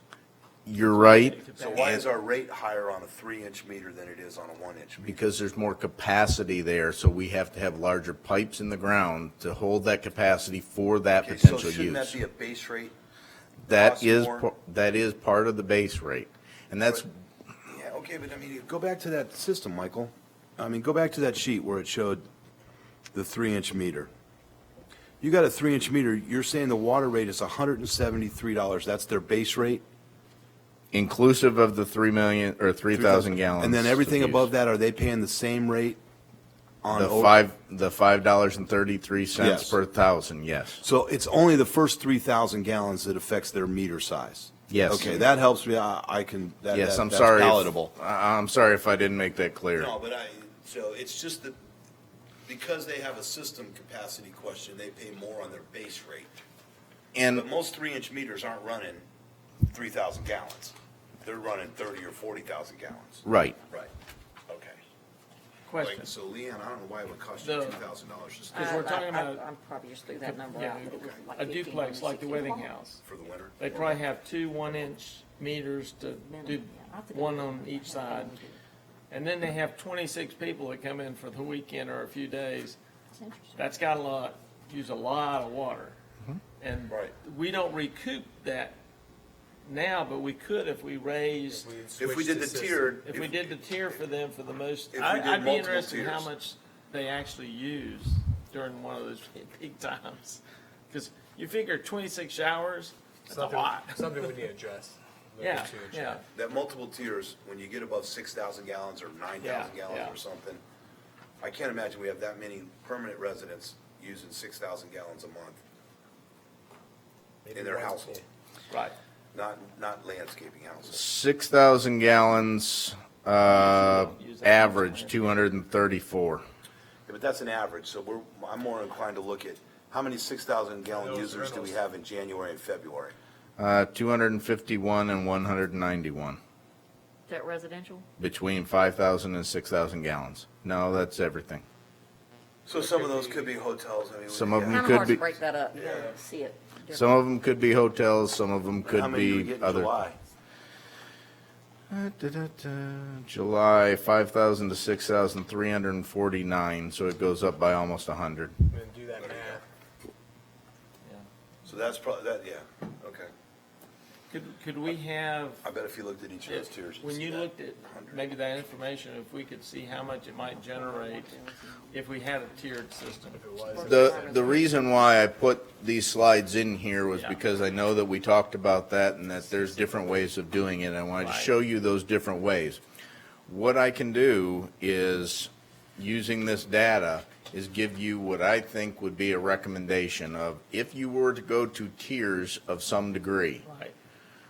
what would those tiers look like and what that financial impact Yeah. would be?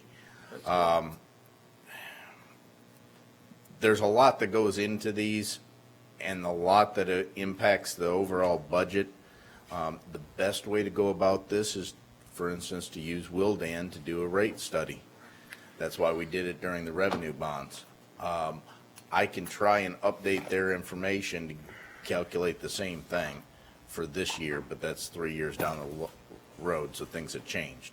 But I can give you some numbers to go off of what it would look like if you did, you know, should we leave it at 3,000 and what's the next number? The next tier is 6,000 or 7,000, and what's that look like?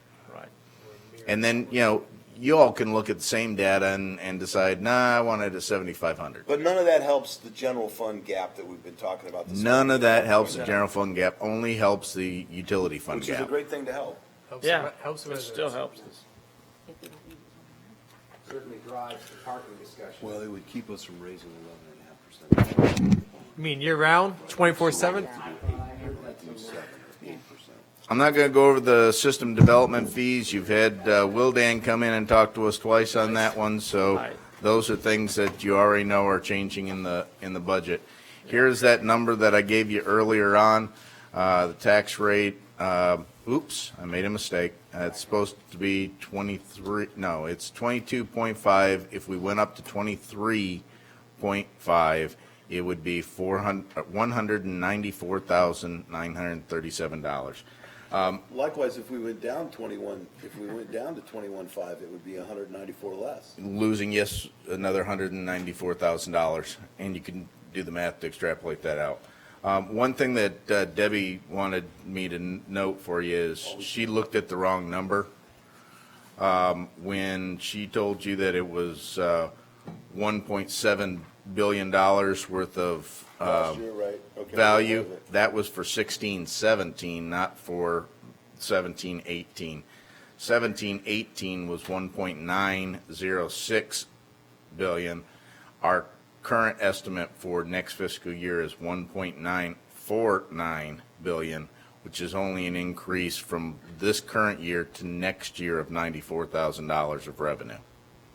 The How many millions in property value did it go up? 94,000.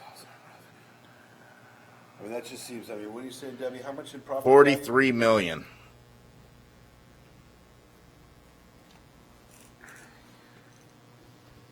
We went from 1.8 billion 43 to million. 1.9 billion. Something in the Divided by ballpark. 100 million? It just went up 43 million. 1.94, from 1.96. Or 1,906,000 was the prior year, and it went up this year to 1 billion 949,000. So 43 million more. Yes, basically. Yeah. Got it.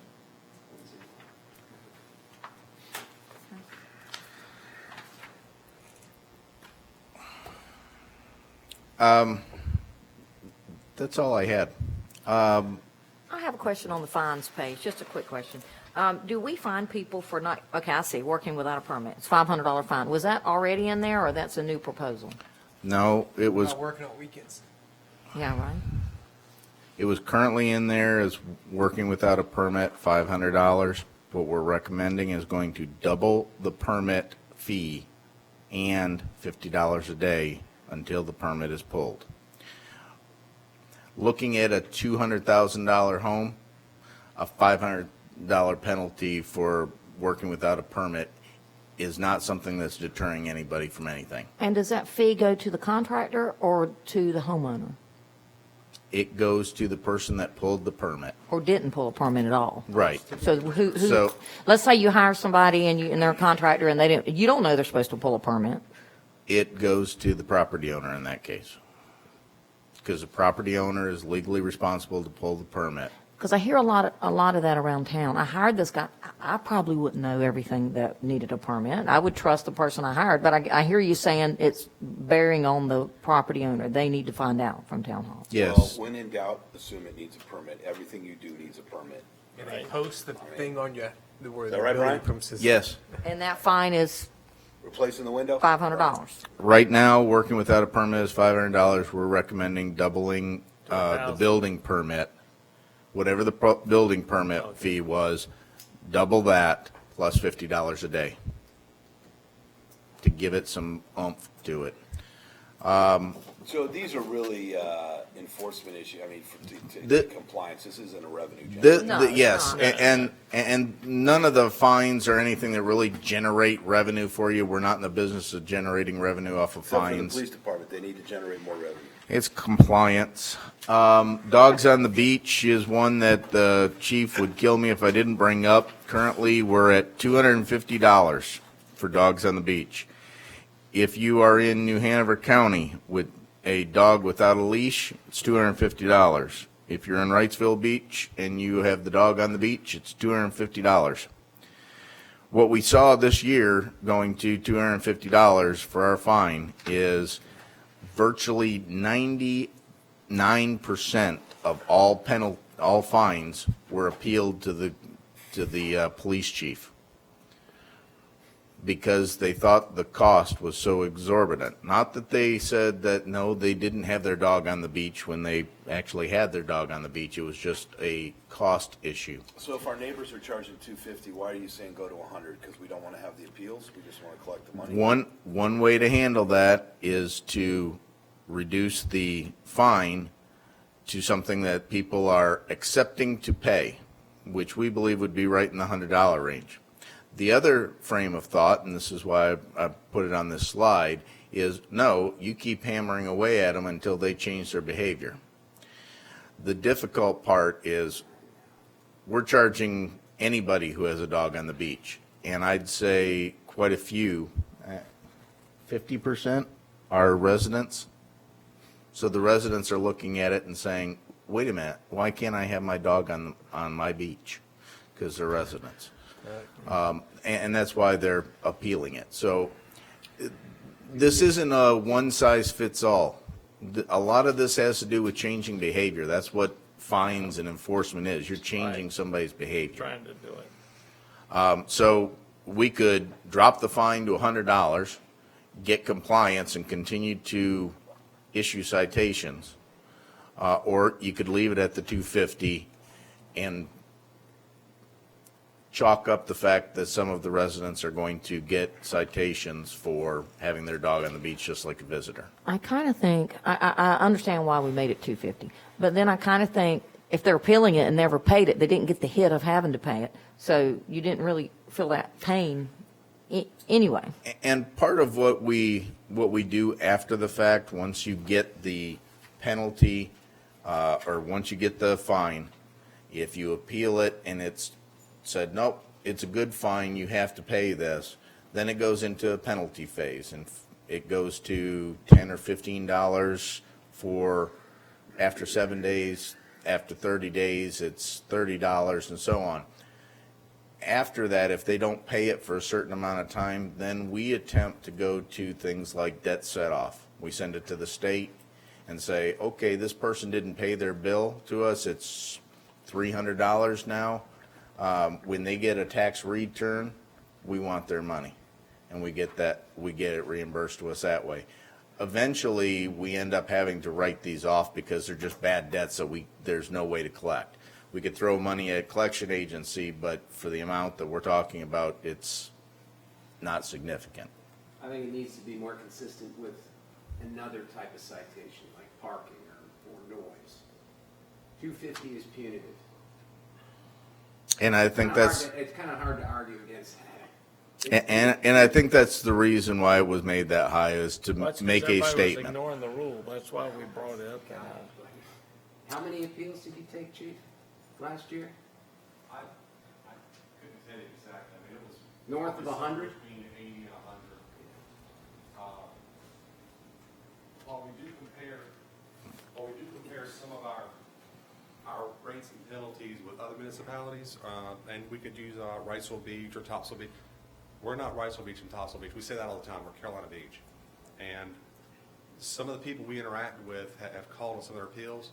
They're having trouble paying medication, buying their medication, paying their utilities, paying their rent, because $250 is a lot to every single person in this room. It is to me. And I'm not saying that it's not just, that there was a reason for it, and I get that.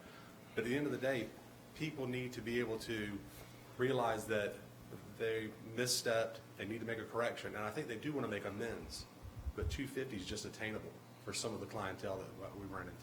And yours is either you pay it all or you pay it none. You can't negotiate with We've them. actually had some individuals that were in a financial situation where they had to make payments over the course of 4 or 5 Right. months. And that's a different Is there a way interaction that I've had. we could set, okay, we set it $100, but if somebody's just blatantly ignoring it, then you go up to 250. All of that is subjective on the part of the officer, really. If, Well, I just thought after he's, in other words, if they. is if there a they way pay for to the show 100 that there's a right away, repeat then it's offender? $100. So if they don't, then it's gonna go up to 250. We will be able to do that. Currently, we cannot. Okay.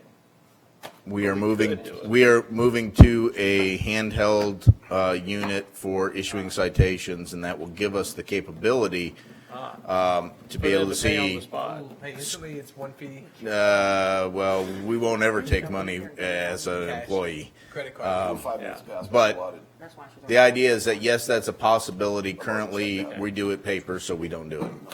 My phone's already rang. It's like, it rang at 12:01. She said you Fred, said don't you'd be you out leave. at 12. No, Fred, we're not done yet. We haven't dismissed you, Fred. If I heard everything, We're leaning towards the door. yeah, if I heard everything correctly, Thank you for attending, Mr. Grady, our sole citizen representative today. He's checked out. do you want me to bring back some additional information on the 22nd at our regular workshop? Yes, please. I will do my best. If you have additional questions, please feel free to email them to me, and I'll get out the information as fast as I possibly can. Thank you very much. Thank you. Thanks. Dismissed. Drive safe. Because the 22nd is the Make-A-Wish. Now, how do you remove offense? The heat equipment at 123 degrees will kill any bug, right? How do you misinterpret that? Any bug. Did you know that? Show up, don't show up.